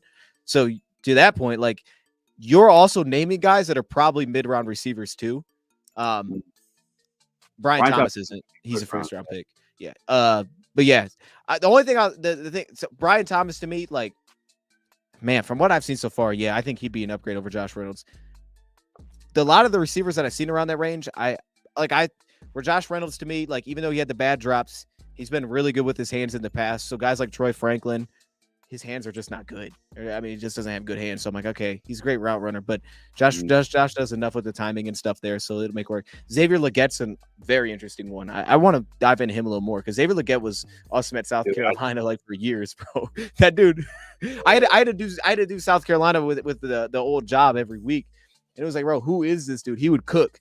Xavier Legette was awesome, so I actually like that. Yeah, he do have a similar body type. I'm gonna have to look into him. I'm glad you brought that name up. So listen. With Jared Goff, I think that's the type of weapons you need. The guys that get that yak, and that's what Legette does. Yeah, official 6'1", 221 pounds. He's a dog. Strong, man. That's just, you know what that's similar build to? Maybe not because he's not as bulky. I was gonna say Kendrick Bourne. Kendrick Bourne's the other dude that also intrigues me. Kendrick Bourne from New England. Like if we were to go a different route, that's similar kind of payday. Kendrick Bourne, I think would be interesting. because he could do some things after the catch, probably more so than Josh. But he doesn't bring to what you said, like kind of the strider that can still take the top off. He's not really that. So it doesn't replace him directly. Keon Cole, he could replace him a little bit there. Keon Cole doesn't have like big time speed, but I mean he's just a power receiver, man. So I wasn't as big on Keon Cole, but I saw some next gen stats where the NFL next gen stats where he ran top 5 in like the routes. I'm talking about speed. So like the 40 time was like 4.6 or something bad. He had a really bad 40, but like when he was out there running the slant, he was like the 3rd fastest slant. He didn't fall past like 5th when it comes to like, I guess, timing his routes, if that makes any sense. And I just looked at 4.39 and at 42. Like that, come on. That's wait, who are you talking about? Oh, Keon Coleman. I'm sorry, had the fastest route. Yeah, he had. I got you. Okay. And I'm sorry, I just threw Legette's 40 in there because I just saw it and turned me on. Okay, I got you. You good. I think we talking about him, but I don't know. Okay, shoot, where are we going from there? Okay, so we talked about receiver a little bit. So sorry. Cornerback. I think we hit on cornerback. I mean, we hit on that one pretty well. I brought up names though that I don't think anybody was really feeling, to be honest with you. I brought up Ronald Darby. It didn't seem like you guys are feeling it. I said Ronald Darby, bro. The reaction was dead silent. I was like, all right, they were feeling that one. You're like, and immediately I transitioned. I was like, all right, let me bring up Darius Williams real quick. That's someone that we can talk. Bro, but did you visit at 21? I feel like I could be wrong. Wait, dude. I can see. Let me look up Darby. Let me do some homework. Bro, Ronald Darby was a dog last season, man. He's just hurt all the time. That's the issue I have. He's hurt all the time. He's not young. He's not getting a multi-year deal, but he was awesome for Baltimore this past season. Like I loved what I saw from him. So I had to put him on the list. Chat, if you guys saw my cornerback video, like what does I call my cornerbacks, bro? Hey, easy. This is my list of quarterbacks that I put together. He was a dog last year. He was a dog. 72 passer rating. Come on, man. Yeah, he was awesome. He's only 30. One time. He's only allowed 25 catches. He was awesome, dude. Oh, he's a playmaker too, man. I'm on board with it. PFF don't think he's gonna get paid anything. But my list was Ronald Darby, Antonio Hamilton Sr., Isaac Yiadom, Darius Williams. You know, I had to get one in there. And then I started it off just to make it worse. I had to start it off with Adoree Jackson to make it terrible because I don't hate Adoree. That's okay. So you were on board with that one. You were feeling the list at number 5, and then it just kept going. It was like, oh dang, this thing just went off the rails. So you're cool with Adoree. I think Adoree is interesting. I think especially if you didn't bring Mosley back, he would have made a lot of sense. I think it's interesting. If I'm being honest, like your list is probably closer to Brad's than a lot of other people's. Like other people that make these lists, they go off like known names, you know, and that's not like Brad. To be like, I didn't know who freaking Charles Harris or Charles Wood. Yeah, it's not Charles Harris. Yeah, or brought him in. I didn't know he existed. I know it was a human that walked the earth. And then Charles Harris. But that's the type of free agents that Brad brings in, right? Like those type of guys. John Kaminsky. Like we weren't really. I mean, I guess I kind of knew John, but that's the guys he acquires. So you're probably more spot on than we are. So, man, I just want to get one right. Maybe one guy on the list. That's it. I'm hoping. Let's go sign Ronald Darby. Please sign Ronald Darby. That'd be amazing. And I'll get the clip of me saying that on your show. Yeah, I hope so. We already got Mosley back. Just put Ronald Darby out there. Hey man, did he play outside all year, or he played wide? Yeah. Yeah. Hey, sign me up. How about Jeff Okudah? Huh? I like Jeff Okudah, so I feel bad, bro, because like I rocked with Jeff when he was here. I just felt bad with how, like, I wasn't a fan when we drafted him, but it was also like I wasn't really looking into that, to be fair. I just wasn't a fan, and then it's like I don't know. I feel bad. Like it was just so bad for him, dude. The injuries, the defense. I feel bad for the dude. It was like he figured it out in Atlanta, and then he didn't. I don't know, man. I'm rooting for him, but nah. Yeah, I don't think he figured it out. I'll say this though, because here's one thing that I do think that we can learn from that, and I think we can learn it from cornerback this year. There could be a reason that maybe Darby's not as high, but there are certain Newsome. There's certain guys that could be the ability to make plays on the football Yeah. I really do believe that something the Lions value very highly is like where do they feel the ball skills are? Can they take the ball away? Cam Sutton could do that. Mosley can do that. Jeff Okudah struggled with that. Amani could do that, right? And then it was like, oh, there was a lot of hype till next year, and then it kind of just wasn't there anymore. I think they really value guys though that they feel like the traits are there to take the ball away defensively. Brian Branch does that, and it's not just like can he catch the football, but it's like okay, what are his angles like to the ball? Those kind of things. Yeah. I think keep an eye out for those guys, like in free agency, like someone that just has ball skills. It's one of their big strengths. That's a great point. Because Okudah didn't have those. That was like his biggest issue. He didn't really have any. Yeah, I feel like that was Brad's like plan going into last year. Like they thought like this pass rush was going to be there, and then those guys were able to capitalize on like a lot of the sloppy throws or rush throws, and turn them into like the interceptions, or at least gets their hand on somebody else grabs it. I mean, something like that. But I mean, to be honest, bro, Ronald Darby, you're probably he's growing on me. Hey, that BFF page looking real good. Hey, dude, no, it is, bro, and it's like what you just said. It's like the safety position brought that along. It's like where we were getting turnovers for safety. Even linebacker would turn the football. I mean, Alex Anzalone has turned the ball over for us. Hutchinson had 3 picks that one year. But you can remember like halfway through the year where they're like with his length and what he did in college, the Camels did turn the ball over. Yeah. Like you have a lot of the pieces there, and even last year was like for a while there was like, well, the one thing we're missing is we're not forcing turnovers this year, and we had like no turnovers forced from corner. Then Jerry had that stretch where he had 3 of them, and that was huge for us. Cam Sutton again, we've seen him take the ball away, but he hasn't done that a ton with us. But yeah, I think I'm with you. Like every other position feels like they have guys take the ball away except for corner. It feels like that's going to be hit this year, and I think that's part of the reason why they did what they did. I think Chase Lucas could have, but he was just limited. But like Jerry, Jeff, like. These weren't guys that were typically taking the football away. I think that's where we see the flip this year is guys that can do that, even if they have other issues. Alex Hamilton or something? What did you say? Antonio Hamilton Sr. The issue I have with him is age, but Antonio Hamilton was awesome last year for Arizona, man. It's like you made the name up. No. I thought I did too when I put him on the list. Antonio Hamilton Sr. Yeah, he was big time. And he has some Greg Newsome in him. He's got some flexibility like Greg Newsome.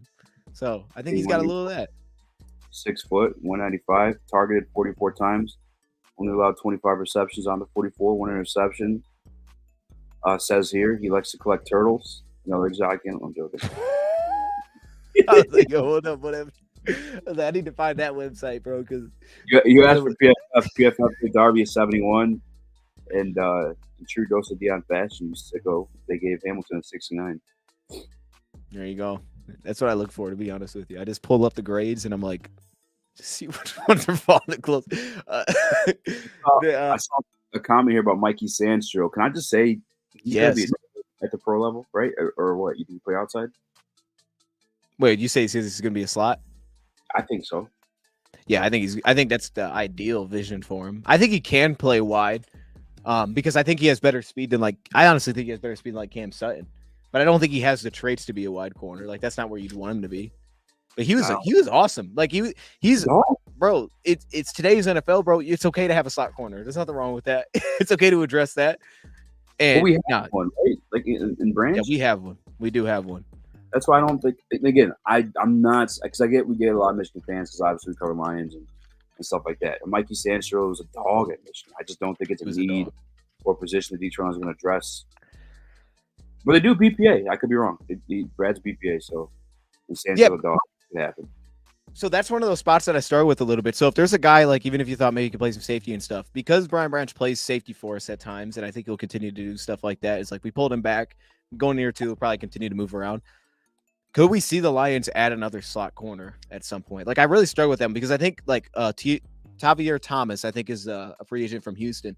He's pretty darn good there, but he's also built like a rock. Like he's not someone who can play wide. He's like 5'10", 220. He looks like a linebacker, but he's really good in that role. Like, could they add something like that? Because slot, first off, we know slot corners for whatever reason they don't get a lot of value. If you can't play outside too, they just don't cost anything. So like, could the Lions go in free agency be like, let's go at a guy like that for like 2.5 a year, just put him behind Brian Branch? I think that's a possibility because the Lions know there's a lot of receivers that get played. And what happens if right now, obviously you have nobody on on their depth chart really, so it's not fair to say it. But if like Brian Branch were to miss a game, like we saw last year, it was like, oh dang, we got to get him back on the field like immediately. So if he were to be out for any stretch, you lose the flexibility. your personnel flexibility, you lose a huge piece, and the teams are just going to line up and attack. I could see them hit that again. I don't think, but Mikey Sainristil will be surprising because he'll probably go round 2. You think he can play safety? Man, I wouldn't like leave him there, but could he like roll into it? Yeah. 185 official combine. Oh, 182. 5'9", 182. 5'9", 182. Yep. It's kind of light, no? I mean, I don't know. It's not bad for a corner, to be honest. Yeah, you're right. Yeah, you're right. I probably think that he could, yeah. Run support, FBI. Like, I probably could, yeah. Yeah. I'm excited to see what he is. You know, I think he's going to be a dog, but I just don't think – we actually talked about it. The Great White Hope. Can't think of his name right now. Cooper DeJean. Cooper? Yeah. He's not all pro at safety. Yeah. I mean, look, he's going to play corner, and he's going to be awesome. It's going to be great. Hey, but I'm just saying, if Cooper was in a spot where we could take him, absolutely, because we just talked about ball skills, bro. He would check that box like crazy for us, putting him anywhere on the field. Like, he'd take the football away, so he'd have that. Yeah. But the more you say that, the more it gets stuck in my mind. Like, maybe he will play safety. Maybe he will. I know they're asking because I listen, because we know how Dan and Brad they draft off like character, FBI, and on top of everything else, obviously. But I was listening to it, so I listened to all of the interviews to hear like, who are these guys or what type of guys they are. And he was already in an interview where he said teams are asking him about playing safety. But I don't know if they're really asking him to play it or if they're just trying to get under his skin to get how he reacts to it. Because I know they play like weird mind games like that too at the combine. But I can tell he's bothered when he's talking about it. He's like, yeah, a lot of teams are asking about safety. Which he can play anything back there though. I just can, man. He's an athlete for corner, but I can understand what you were saying like last time. Like the way that he plays is just kind of awkward for a corner. But it's almost like, does that help his value if he could play safety, or would that drop him because drafting a safety for a while it was like no one took cornerback side. Now they are. So does that drop his value, or does someone think that? I would say this. I think he'd all pro. I think he's like, his athleticism is off the charts. It really is. For like, what you want to mock? So much flexibility. He gives you so much flexibility. Go watch the basketball highlights. Kids jumping out of the fucking gym. Oh yeah, you can see, dude. And if you had him at safety, it's like if the league, to me, because like what we were talking about, like where I think the league's kind of going. When we talk about like tight end, we talk about middle field, we talk about Ife Melifonwu and the difference that he made in the NFL. Kyle Hamilton, the difference that he's made in the NFL, and everybody's kind of seeing that. Like Cooper DeJean, athletically, could play in the slot. So now if we're saying we play him at safety, if a team's playing a single high safety, you could just put him in the slot and he'd be fine there. So it's almost like it opens up the whole world of like he can play everywhere. Yeah. I don't know. I could see that though. Like in today's NFL, man, I could see because like what you said, you're not going to, how many pure outside wide corners do you have that are shut down? There's like maybe 1 or 2 or 3 in the league. Yeah. But how many big time safeties are we seeing that are like changing the game because they're taking away the tight end? They're making plays against the run. They're flying around from the slot and they can play all these different coverages. Out wide, it's like I can play one guy, but with all the movement, they can just move away from him. But if I put him at safety, he can take away anything because he can just move around and follow guys. So I don't know. I think it actually helps his value. I'm talking myself into it. Nah, I just talked about I think we did. Because like there's most corners you couldn't put him at safety, but he could. Like he would. Absolutely, he's gonna be good. I can't wait. I'm so curious what he's gonna be. Imagine the Ravens game. He falls in the back half and they get like Cam and Hamilton. Jeez. Oh, we lost DeJean again. He's muted. You hear me? Nah, I can hear you. See, now my headphones aren't going out anymore, so that's good. We're on to something. Hey man, by the way, I don't want to keep you too long. So like we're on here for about an hour and a half. We've been on. So are you good? I want to hit on. Yeah, I'm good. You're good. Yeah. Okay. You just let me know. Now Cooper won't be gone. He's falling all the way. We got to we got to speak that into existence. Okay. So we just came off a guard, cornerback. We talked about receiver. I think we touched a little bit on interior defensive line, like what the ideal strategy would be right there. I'm gonna bring this one guy up. I brought him up on our Bleacher Report stream. Sheldon Rankins, to me, he doesn't really check the boxes that I brought up earlier. Yeah, because he's not a great run defender and he's like weird. But Sheldon Rankins is such a good pass rusher, bro. He's weird because he's like built to do it, but he's not good against the run. No, he's weird like this. How many defensive tackles do you know where they're like, on first down, let's take him off the field, but on third down, get him out there? That's what he does. It's weird. Yeah. That's what he did with Houston. So it's weird. He had 40 Well, pressures last year, easy. 40. that's crazy, actually. Did he really? He had 40 at 300 pounds. And what's crazy about that is to put that like into perspective, because I can remember Brad brought up Jonathan Greenard, so I dove into him. And it's like Jonathan Greenard was great this past year. He had 48 pressures on the season. This dude had 40 from defensive tackle, dude. Jonathan Greenard would go out there on pass downs, right? Like an edge does. This dude's doing it from the interior. Like, that's an incredible number. Yeah, I'm looking at it right now. 6'2", 305. He got the lower center of gravity. Quick off the ball, probably. I haven't watched him since like when he was getting drafted. I've always liked Sheldon Rankins, though. I would, man, sign me up. I'm not opposed to it at all. Yeah, but Jonathan Greenard, I think, could be a guy too. Listen, I feel like a lot of teams, a lot of like media is not talking about him, but like 12 sacks last year, didn't he have, or something like that? Like, I think he had 4. Well, he had 12. PFF had 14. Yeah, there's another guy too from Dallas I like as well. He's a free agent. Dorrance Armstrong. Yes, I think that's another guy on too. I just like peeped these guys out the other day, and I'm like, damn, I'm kind of disappointed myself for not like talking about them, but like sneaky again, those like Brad Home guys you didn't know existed beforehand. No, dude, there's too many guys. So like, yeah, to your point, like now, Brad, you can kind of like start to look at like, what 1-year deal could we get? Like I try to look at those, but yeah, Dorrance Armstrong is one of those guys make a ton of sense because he's been such a rotational piece.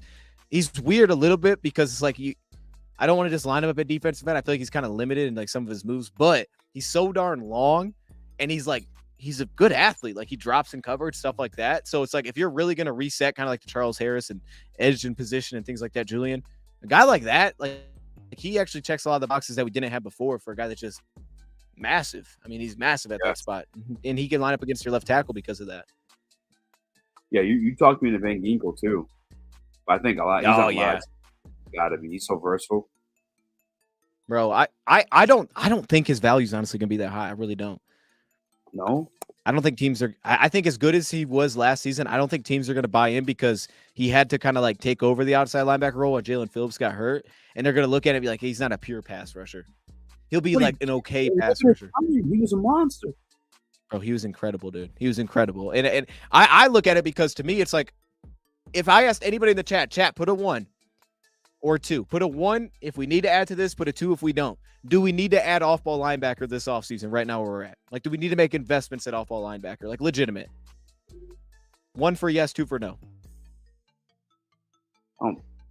Me personally, I don't think so, but I see him as more than that, though, too. You know what I'm saying? I guess I can see him doing exactly what we saw Houston doing, but like, a little better in coverage.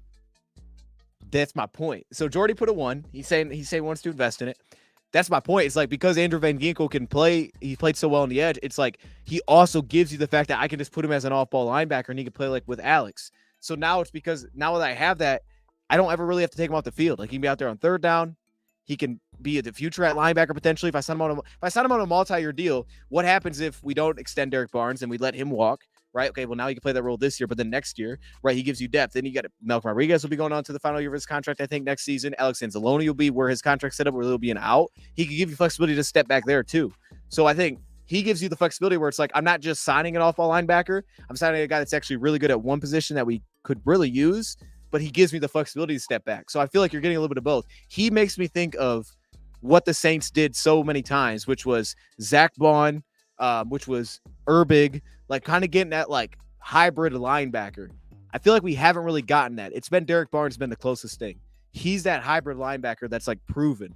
So I see a lot of 2s in there. I see some 1s too, but I don't know. That's why it makes sense to me. I got a whole thing on this guy actually. Hey, look at that. So one of my slides was Lions add pass for stability. Andrew Van Ginkel's the first guy I brought up there. 53 pressures, 48 solo tackles, 8 sacks, had a pick 6. But then also next guy up, Dorrance Armstrong. Really? Second player on the list. Yeah, I think. You sharing it? I'm looking at. Yeah, you do your thing. I was trying not to talk over you. Go ahead. Another thing too. Oh, go ahead. I apologize. No, do what you're doing. You're good. I was just showing it. Why are you talking? Yeah. There's Van Ginkel. Lions add pass rush stability. Sign Andrew Van Ginkel. 53 press, 48 solo, 8 sacks, 1 reception. Yeah, that's if they grab him, he's gonna get a lot of money, man. I'm telling you. You think so? You think he goes over that? Well, here's the other thing too, because wasn't he like UDFA or something like that? He's or pretty no? good. Van Ginkel at one point, is that what you're saying? He might have no, was he? Yeah, I mean, I could be wrong, but I feel like he's gonna go for a bag. Like he's literally because of that situation, he'll go like whoever's gonna pay him the most, you know. But hey, that's interesting. That makes sense. I would love for Andrew Van Ginkel to be a Detroit Lion.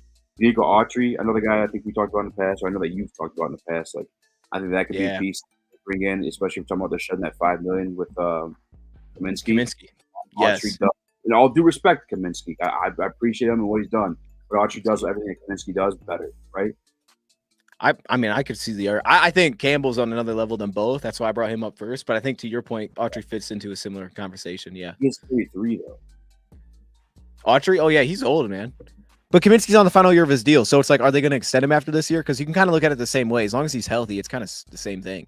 Neither of the guys are probably. I mean, I don't know, unless Kaminsky balls out this year. Lions should draft Peyton Wilson. Peyton Wilson's he's awesome. I wasn't completely bought into Peyton Wilson because I was just wondering like, where's the flexibility there? I almost feel like his flexibility will come more so in coverage than pass rush. So that's why I kind of took a step back. Actually, I think Edgerrin Cooper I'm actually higher on now in a lot of ways for the Lions than I am Peyton Wilson because he's such a good run defender. What about the kid out of Michigan? I know who you're talking about. I can't think of his name. I like you talk about the linebacker, right? Like the yeah. Trotter. No. I know. I know you're talking about though. I can't think of his name. No. Because the thing I'm looking for those dudes is like, I feel like he almost has to give me Colson. Yes, he has to give me position flexibility. Like I have to feel it, and I don't like Junior Colson. That's who you're talking about, right? Yeah. Like he's solid, but would I take like a solid, just pure off-ball linebacker? Like I don't know that I could see the Lions doing that with Jack Campbell's investment, Alex. Maybe they could. I'm trying not to count anything out, but I almost feel like if you have that flexibility, you can like argue for like, okay, but he's also the future here too. Like Edgerrin Cooper could be the future at both. Well, you know what? You want to talk about linebackers? I think it'd be. Well, I could be wrong on this one, but and I don't know if they're related or not. But Muhammad Kamara. I haven't seen him. Oh, the dude from was it Colorado State? Yeah, or wherever DeJean's at. Not you, DeJean, but Prime DeJean. Colorado. Sure. Yeah, Colorado. He tests really well, and I think he's got like athletic attributes to kind of do whatever you want to do with him. I just don't know if we're in a situation to like be flirting around with like guys you want to mold. I think we want to get a piece that fits right now. Yeah, no, I get that. That Andrew Van Ginkel. The safety market has gone. That's why Cooper DeJean on the safety. What's too much? Like what do you think he's getting? Actually, you put it in your graphic, didn't you? What do you think he's getting signed at? Well, that's his projected contract. 6.5. I think it's 6.5 a year. To me, that's low. Get that done, bro. Get that done, dog. We're not paying any linebackers easy. We're literally not paying any linebackers. Alex is getting paid, yes, but if you set a 2-year contract, bro, like we're really not paying nobody up front. Just like put him in there. I think it gets too much once you start to push. Like the issue I have is like if you're viewing him as like he's going to play a lot as a pass rusher, it's hard to say that the number is going to ever get too high because edge rushers just get like Dorrance Armstrong really hasn't played that much, yet he's projected to get more money than this guy because he's a pure pass rusher. Yeah. So it's like those dudes just get paid so darn much, man. Like Jonathan Greenard was good this last year. I don't think he's elite, but he's good. But he's projected to get paid so much darn money because he's just a good pass rusher.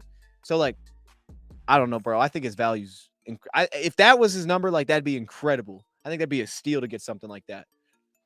Wow, 9 sacks he had last year. 9 sacks and 22 as well. Armstrong, I'm looking at.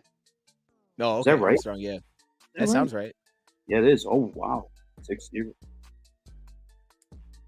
Wow. I want Van Ginkel though because of versatility, and I think they like that versatility. I think it's like I like that. You don't get to see freaking what's his name on the field as often as you want to when healthy.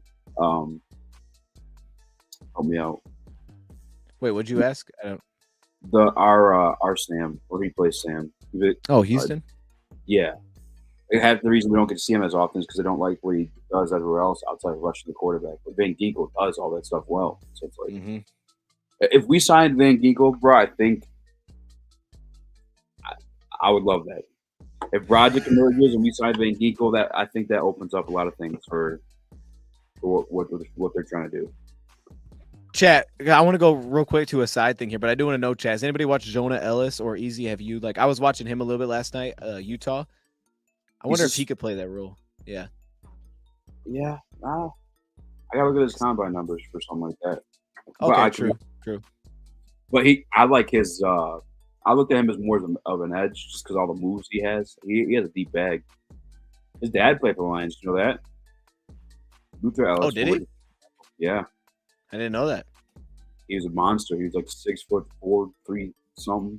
He's a big dude, and he was for sure on some sauce. I mean, that guy. Okay.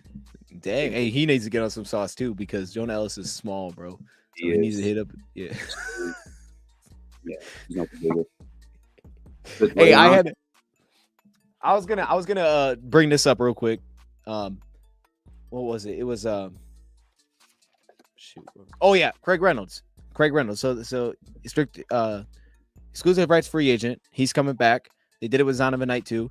I don't think there's much to say here. I think this was kind of expected. I don't know if he's gonna make the team. I guess I kind of assume he will.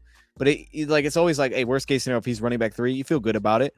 Yeah. And then we saw, statistically I remember he scored a touchdown. I thought where he kind of opened his bag was on third down when he was playing as a pass protector for us. It was like, oh man, he's really expanded what he can do for us. He always finds a role like that, some kind of wild role, like without Montgomery when he's in to do that.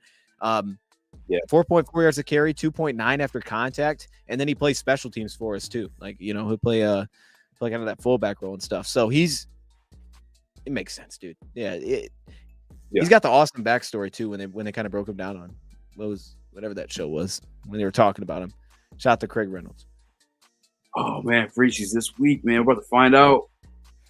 It's about to go down. Hey, I have my bad. I keep cutting you off. See, I can't. I switched over to our screen, so I can't tell you about this. I feel there. Hey, bro, you're like, look at this dude. He's cutting him off every single time he says the word. Oh no, dude, no. Oh, you're not cutting me off at all. I literally was just saying we're gonna find out. I'm not even saying that. We are about to find out. So I want to wrap it with 2 things. Number 1, I had the Calais Campbell graphic because if there was obviously I want Van Ginkel. If there was another defensive line side I could get, I would do Calais Campbell. Like if there was one, I could be like, oh, just make that happen. Calais Campbell, I think would be awesome. 42 pressures last season, 7 sacks. I want to put you on the spot. I need you to give me as many as you want to give. You can give 1, you can give 3, however many you want. You don't have to go crazy on this. You could just be 1 if you want. Give me a free agent prediction. Something you're like, this is going to happen for the Lions. That way you can come back and be like, I was right. You mother. Yeah. I put you on the spot though. So chat, give me a free agent prediction, chat. Let me know. Tell us a move that's going to take place. Versatile guy. He quick off the ball, quick 10-yard split on the inside, undersized, but it gives him that lower center of gravity. He's got the speed with it, kind of like Elijah Cansey, but just a lot smaller. He also moonlights as assistant GM. I think it'd be a great grab for Detroit Lions. It's a little 2-year deal just to feel him out a little bit. Probably 1 year, second year, some sort of option, on it just to see if it works out. But yeah, Speed Sports, if it's a tackle, great. That's the prediction for me, man. Wait, who? Who'd you say? Me. Wait, I don't even know I'm so confused. Who are you talking about? I was talking about me. I was like, bro, I have no idea what he's talking about. At first, I was bought in. I was like, okay, all right. And then he said Elijah Cansey. I'm like, hold up, I have no idea where this is going. All right, I'm gonna pick one, but it should be counted as cheap. I would sign the dude you just explained, by the way. That dude sounds fire, bro. Hey, quick off the ball, man. There's size concerns, but he's got, that 10 yards. He's getting that big bag for sure, bro. We just changed our mind. Awesome. Free agent prediction for me. Nico Autry, but I feel like that's kind of cheap. Is that playing it safe? No, I think that's fair. The Rona just said it. Nico Autry. Nico Autry. Stephon Gilmore. We got Wilkins. Hassan Reddick. How you feel? Hassan Reddick. It's a trade, wouldn't it? I feel like he did get re-signed. I think he got re-signed. Look it up, I think he's talking about getting traded before he resigns. I don't know, but Nico Autry probably the safest. Oh, they're one. shopping him. Yeah, they're shopping. Yeah, we ain't grabbing it. That's too much. That ain't bad. That ain't getting that. Nico Autry, then like in an ideal world, Newsome. Dang, that's a trade, but I'd love those acquisitions. So that's your predictions. Greg Newsome's the Lion, so is Denico Autry. Yeah. All right. Yours? 6'8", 380. Who's that? At 14, bro. Holy, hey. Yeah, get him. We got our nose tackle figured out, bro. We gotta get him. Hey, Polar Bear, make the investment and get that kid in offensive tackle camp, because that's crazy. For real. Bro, that's Calais Campbell 2.0. I don't even gotta care. Get that. Just get him in the camp, and then they might make something out of him. Who's the kid that got drafted out of Ohio State last year? Yeah, I don't know his name, but I know you're talking about. Yeah. Oh, DeJean Jones. Yeah, DeJean Jones. Like, if I had a kid that big, that's an investment at that point. He might turn him into something. We'll see. Yeah. Why is he scaring everybody else at Walmart, wherever else he ends up working? Everybody, hey, does he play basketball? You ever played basketball? Yeah. Yeah. Okay, I like those predictions. I do. Chat, I see yours too. Justin Simmons would be a good bet. He just got let go. I didn't, bro. Everybody's literally on the trade block. I can't keep up with this. Everybody's on the trade block. So it's almost one of these things where it's like, all right, I'm just gonna wait and see what happens. I did the Greg Newsome one. My predictions. All right. Number one, I think the Lions go sign a backup safety. That's it. No, who? No. We start off like, I do think they do that. I like Taylor Rapp just got added back. I would have liked him. I think a guy like Deshaun Gibson from San Fran would be cool. He's a little bit older. It'd be like we talked about like a Dean Marlowe type of deal. I think something like that needs to happen. He's a really good tackler, kind of built like a linebacker. So something like that. Let's go add a safety. I think at cornerback the Lions are gonna go add like a man. I really think they're gonna make a trade, bro. I just don't know for who. I would love to see Greg Newsome too. Like I'm on board with that. I just think that'd be the one position he'd take that swing. I'm gonna say this: they signed Grover Stewart in free agency, the nose tackle from Indy. Okay. I think Jonah Jackson gets brought back. So does Josh Reynolds. I'm gonna go watch this. Mekhi Becton signs a 2-year deal with the Lions. Maybe a 1-year deal. Let's throw that out there. You still have a high upside on him? Yeah, I think he was solid last year. I mean, it surprised me a little bit. Like I almost feel like just maybe go with more of the swing tackle, but I don't know. I'm gonna go with Mekhi Becton get signed, and then is there any other big one that happens? I got one. Yeah, throw it out there. DJ Reader, Detroit Lions. Oh, that'd be amazing. It'd be amazing. DJ Reader. Bro, it'd be amazing to have DJ Reader. DJ Reader. I'll be the drop sometime he gets a sack or something. Bro, that'd be such an awesome pickup. I like that one. I don't think they'll spend that much. And then I'll say they're definitely gonna add an edge. I think who was the first thing I said? I said Grover Stewart. Grover Stewart. You said Deshaun Gibson.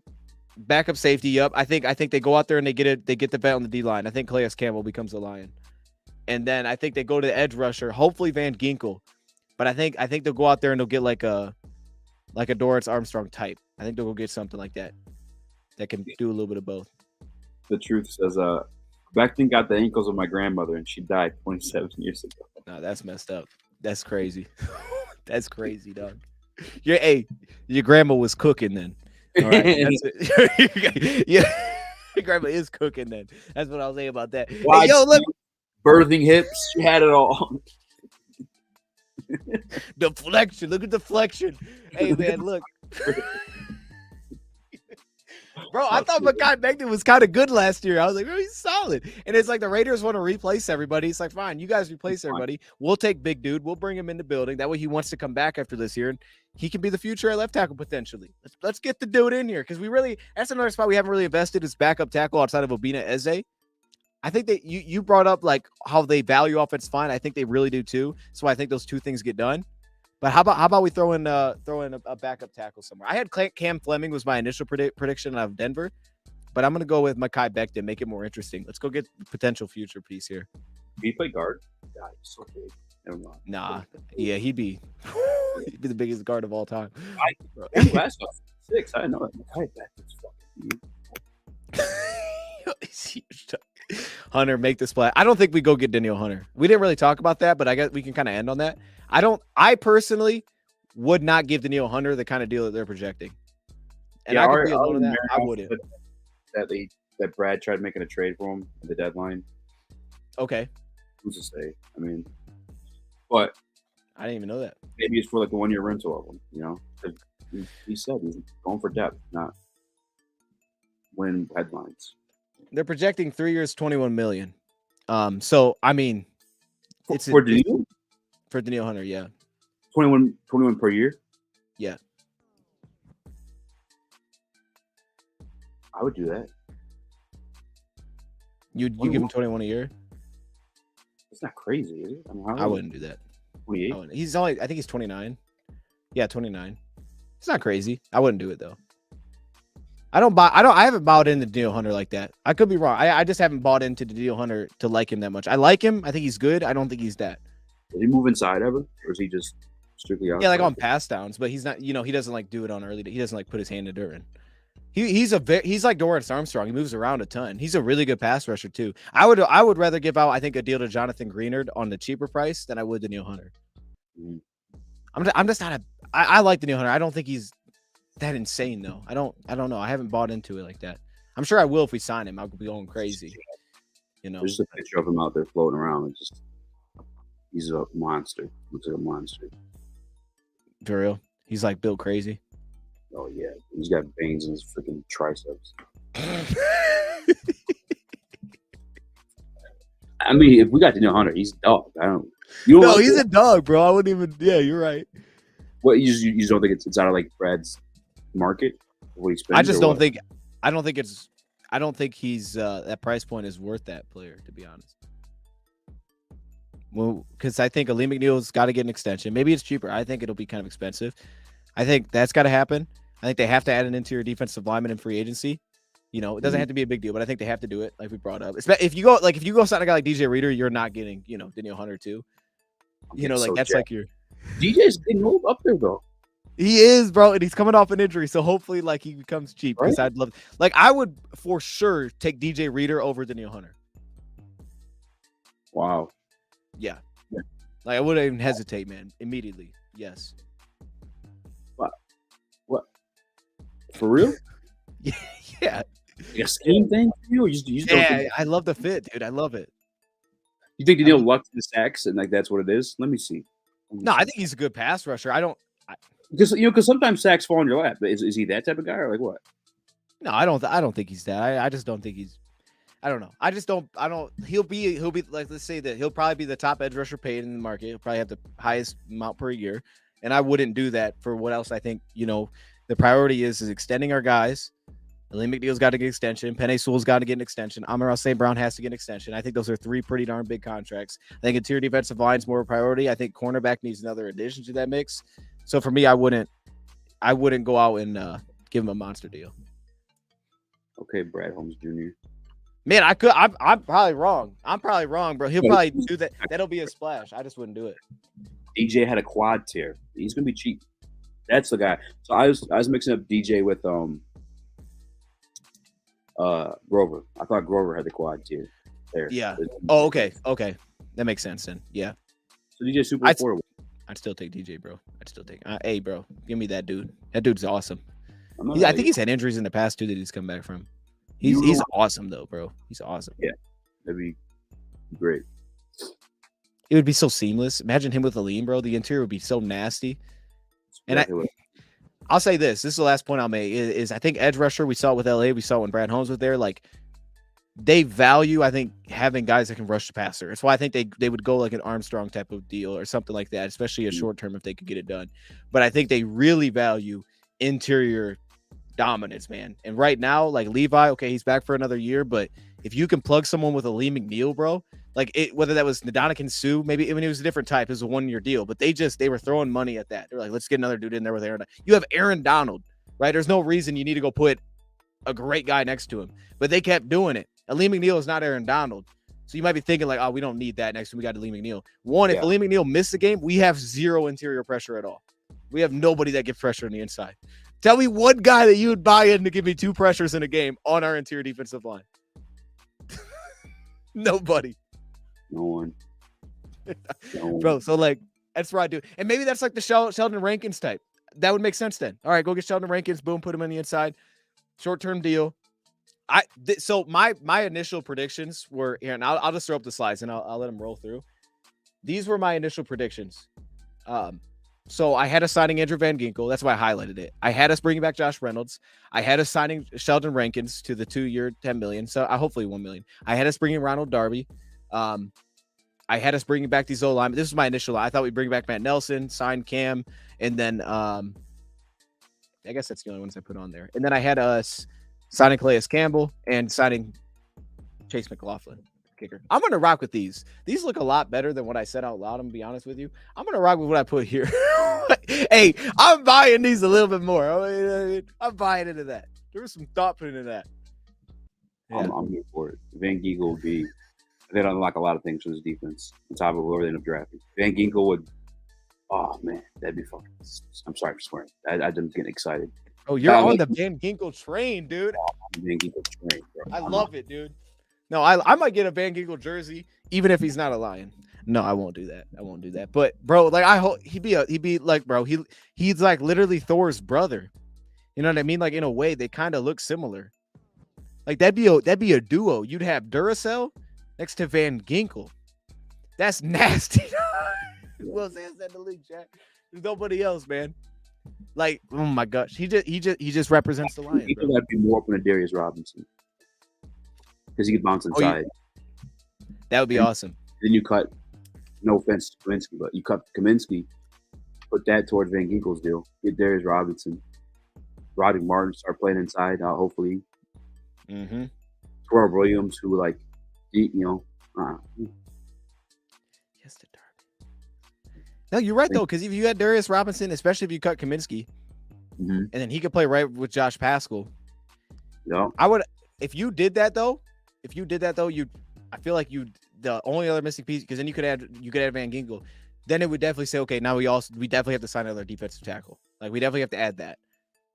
But if you added I'm gonna keep Daquan Jones. I think is interesting. If you added Daquan Jones, let's say like just some sort of nose tackle like that for a 1-year deal, it's kind of a vet, kind of like Kevin Zeitler of the defensive line. If you had that guy, if you can find that guy, and then to your point, you add Darius Robinson. Well, I love me some Darius Robinson. He's got a ton of flexibility. You put Van Ginkel on the edge, bro, with Hutchinson. I think you got something there. And then on top of that, still probably draft another interior defensive line because the Lions just keep adding to that. So that'd be nasty. Yeah. Damn, that would be crazy. All white linebacker crew. Never been done.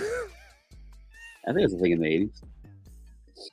Dang, it's probably been a minute. Yeah, we'd have it. Dang, you're right about. I forgot about Jack Campbell. Ooh, that'd be unique. See, I like that. We're unique, chat. I just like how you said that, like Van Ginkel, and he can just stand up field at all times. You know, I don't gotta take him off, man. Oh man, yeah, smart too, man. Awesome. Yeah, he is. I mean, to play a limited time, he did, which I guess is still a lot of games, but like he put in work. Maybe some of it was Christian Wilkins up constantly getting pressure, but we got to leave him. Hey, and all the quarterback reads and like, oh, he's gonna take off and run. Give me someone that's gonna shut that down. Like this dude will take that away, and that's why Brad always wanted James Houston out there. He's like, well, you can chase down quarterbacks. This dude can do that. Probably too. Chat. If anybody hasn't watched Andrew Van Ginkel, let me just give you one game. Go watch him against Dallas in Dallas. Just watch that game. I don't know, Easy. If you've seen that one specifically, it was insane. Like he went crazy on Dak Prescott the entire game. He's just flying around. So that game alone will get you to buy in. Is there anything else you want to hit on? People are bringing up Rook. I don't know if you have any thoughts on. I like his athletic. I think put on the combine like makes him seem like he's gonna be a freak. I don't know why no one's talking about him, but I've never watched the tape, so I could be. Actually, no, I did watch a little bit of tape where they brought in a pulling guard and he just fucking, sorry for swearing, he just threw him to the ground like a kid at recess. I don't know why he's not getting talked about, but that's only one game. I only watched the one game. All right. There you go.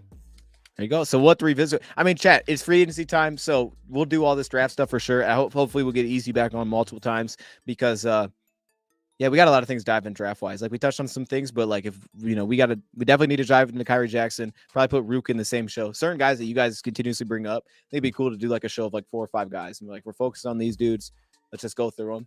Like, just get some thoughts on each one. Yeah. We'll knock it out, a little draft show. But we got some time for that. It's free agency. So, Easy, man. Appreciate you being here, chat. Appreciate y'all. Appreciate the donos, man. Hey, chat, we've been reading it the whole time. I've been sitting here reading your guys' chat, so I appreciate the activeness, man. It's a lot of fun. Stay tuned for free agency. Easy, man. You got anything cool coming up, or let them know where they can find you too? Over Sports YouTube channel. We got PFF's cornerback analyst. He'll be coming on this week, and we also got Brian McFadden coming on to talk about some DBs. I think that's what we got going on this week, off the top of my head. Nice. Yeah, tune in. I feel like I didn't really sell that one, but sorry. No, you're good. Hey, no, it was good. It was good. It made me intrigued. Oh, hey, by the way, so no,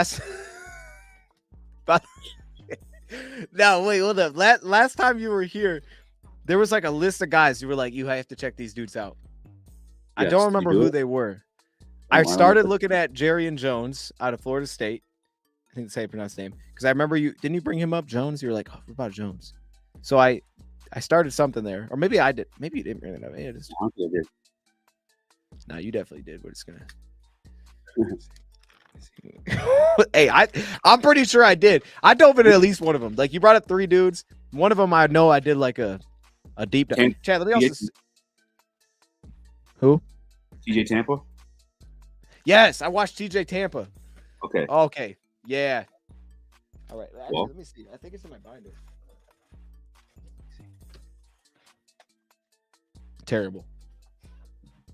Bad. Absolutely awful. Yeah, he's awful, dude. No, I know I was watching TJ. Oh yeah, no, I watched a lot of TJ Tampa. Dang. Okay, yeah, this page is pretty filled up. Bro, TJ Tampa, if I remember right, like he was okay. Let me see my little synopsis here, bro. Just off man, top of the route. Effective jam and zone corner. Built long, tall, fast. Ooh. Rate versus run. Oh, I remember. No, this is why I like TJ Tampa. Here was my comp. Now hold on. Chat, don't call me insane for this. All right, because it's gonna sound crazy. But like if he hit his peak, I comped him to Richard Sherman. Oh, yeah, sign me up. Like that style. 6'1", 200 pounds. He'd be great in cover 3. Great run defender. That was my comp, was Richard Sherman. I gave him a pressing great grade in off-man coverage. So I think like if you also, it's not insane though, because you got to think, I'm not talking about Richard Sherman in the NFL. Think about Richard Sherman coming out of the draft, right? Who was, I think he was a late round pick or undrafted. Go look up just do this. Look up Richard Sherman's draft profile one time. Read what people say about him. And the reason I did is because when I went through TJ Tampa, I got done reading him. I remember the body type, because his length isn't crazy, but it's over 32 inches. The body type made me think of Richard Sherman for some reason. So I ended up looking up what people said about him, and a lot of things were similar. And I was like, oh, snap. And maybe that's like Richard Sherman. So that'd be at his peak. But there you go. There you go. I like that. I don't know if AG likes it then, if he's more of a zone guy, but I like that DeJean likes it. Yeah, man. Look, man. There you go. Hey, what the hell? Chat thought that was crazy. I had to bring it up though, because I gave him a bad transition. Please. Oh, yeah, because I love this FBI, so that must have been it. Because I love his run support. I love the way that he played depth. So, yeah. I mean, let routes stored out, off man. So yeah, okay, that makes sense then. Because I feel like Richard Sherman, if I remember, like Richard Sherman, because he went so late, like athletically, there's probably questions. They probably thought he was limited schematically. But then it's like once you start to factor in, it's not all about the athletic traits. It's also like, man, how smart is the dude? I probably love those things. That's probably why I got to that comp of him. Or like if he peaked. And then a lot of people are saying Max Melton as well. I've watched some Max Melton, so I have some notes on him too. Not a good press corner, I guess. That's part of it. I know AG likes to press guys. Yeah, I didn't give much love there. I would say though, I I don't know. If he loves his press guys, I know I brought up Jarvis Brownlee last time I was on. I think he'd be great. Even though he lets guys get on top of him. Bro, I gave Jarvis Brownlee some high grades, easy. I haven't sent that to you yet either. I didn't look him up. But I remember you saying specifically. Yeah, you got to look up some highlights of him because I gave him some really good grades. I gave him for example, I gave him an 8 in run support. Dang, I went through Notre Dame, Kentucky, Florida State, Duke, Pitt, USC, NC State, Georgia Tech. I can't read that one. Yeah, I went through a lot of games of his. So I really liked him, but he just lets guys run past him. His biggest issue I had was, and he played slot in sub package. Okay, I know we're going on like a rambling thing here, but if we are gonna bring up like a thing, that's also what Newsome did too in some ways, right? He played slot, so that's something. I don't know. I just say this. I don't think necessarily that I could be wrong. I don't know necessarily that Aaron Glenn's going to go after a guy that lives in press. I think, again, it's going to be more about like who's got the best ball skills. I think it'll be that regardless of how they play, and then we'll just fit him in. Because like you said, you can run that combo type of coverage. I think that's where they're going to lean pretty heavy. So I don't know. I could be wrong, though. But if they want press, yeah, go get Jarvis Brownlee. This guy's getting top and pause. Yeah, that was a pause. Well, Easy's frozen, so I can see him not moving. So I can't. Can you hear me? I can hear you, bro. Yeah, you just say moving. That would be awesome, Polar Bear. I like that. I got you, Polar Bear. We're gonna make that happen. Probably live though. Here, watch this. I can't. My thing. I can't even see. That's better. All right. Hey man, you said what? I can't remember. Let's get out of here, man. Let's get out of here. I appreciate y'all joining. Thanks for having me, man. Leave us with some words of wisdom, and I'll zoom in on your face here. That way, people can get the intent. Oh, hold up. Am I moving? Oh, maybe that was on my end. I wonder. Okay. Do you like? Hey, we appreciate y'all joining, man. The chat's popping, so it's like in a way I'm kind of just chilling here. And he won't chase in need. Absolutely, I agree with this 100%. That's why we're gonna draft linebacker first pick. All right, give the people some words of wisdom on the way out, man. Damn, I should start being prepared for this more. Yeah, because I'm not, so I just throw it to you. Yeah. Try hard, work hard. Oh, here's something I learned this week. Don't tell your kid he's smart when he does something good or something smart. Tell him, good job working hard on that. Because if you tell him he's smart, he's just gonna, think he's smart at everything and avoid doing like hard challenges. Tell him, good job working hard to get the answer. That's what I learned. So. Oh, that's deep. Hey, chat, that's deep. I'll tell my kid that. Hey, appreciate y'all joining, man. We'll see y'all next time.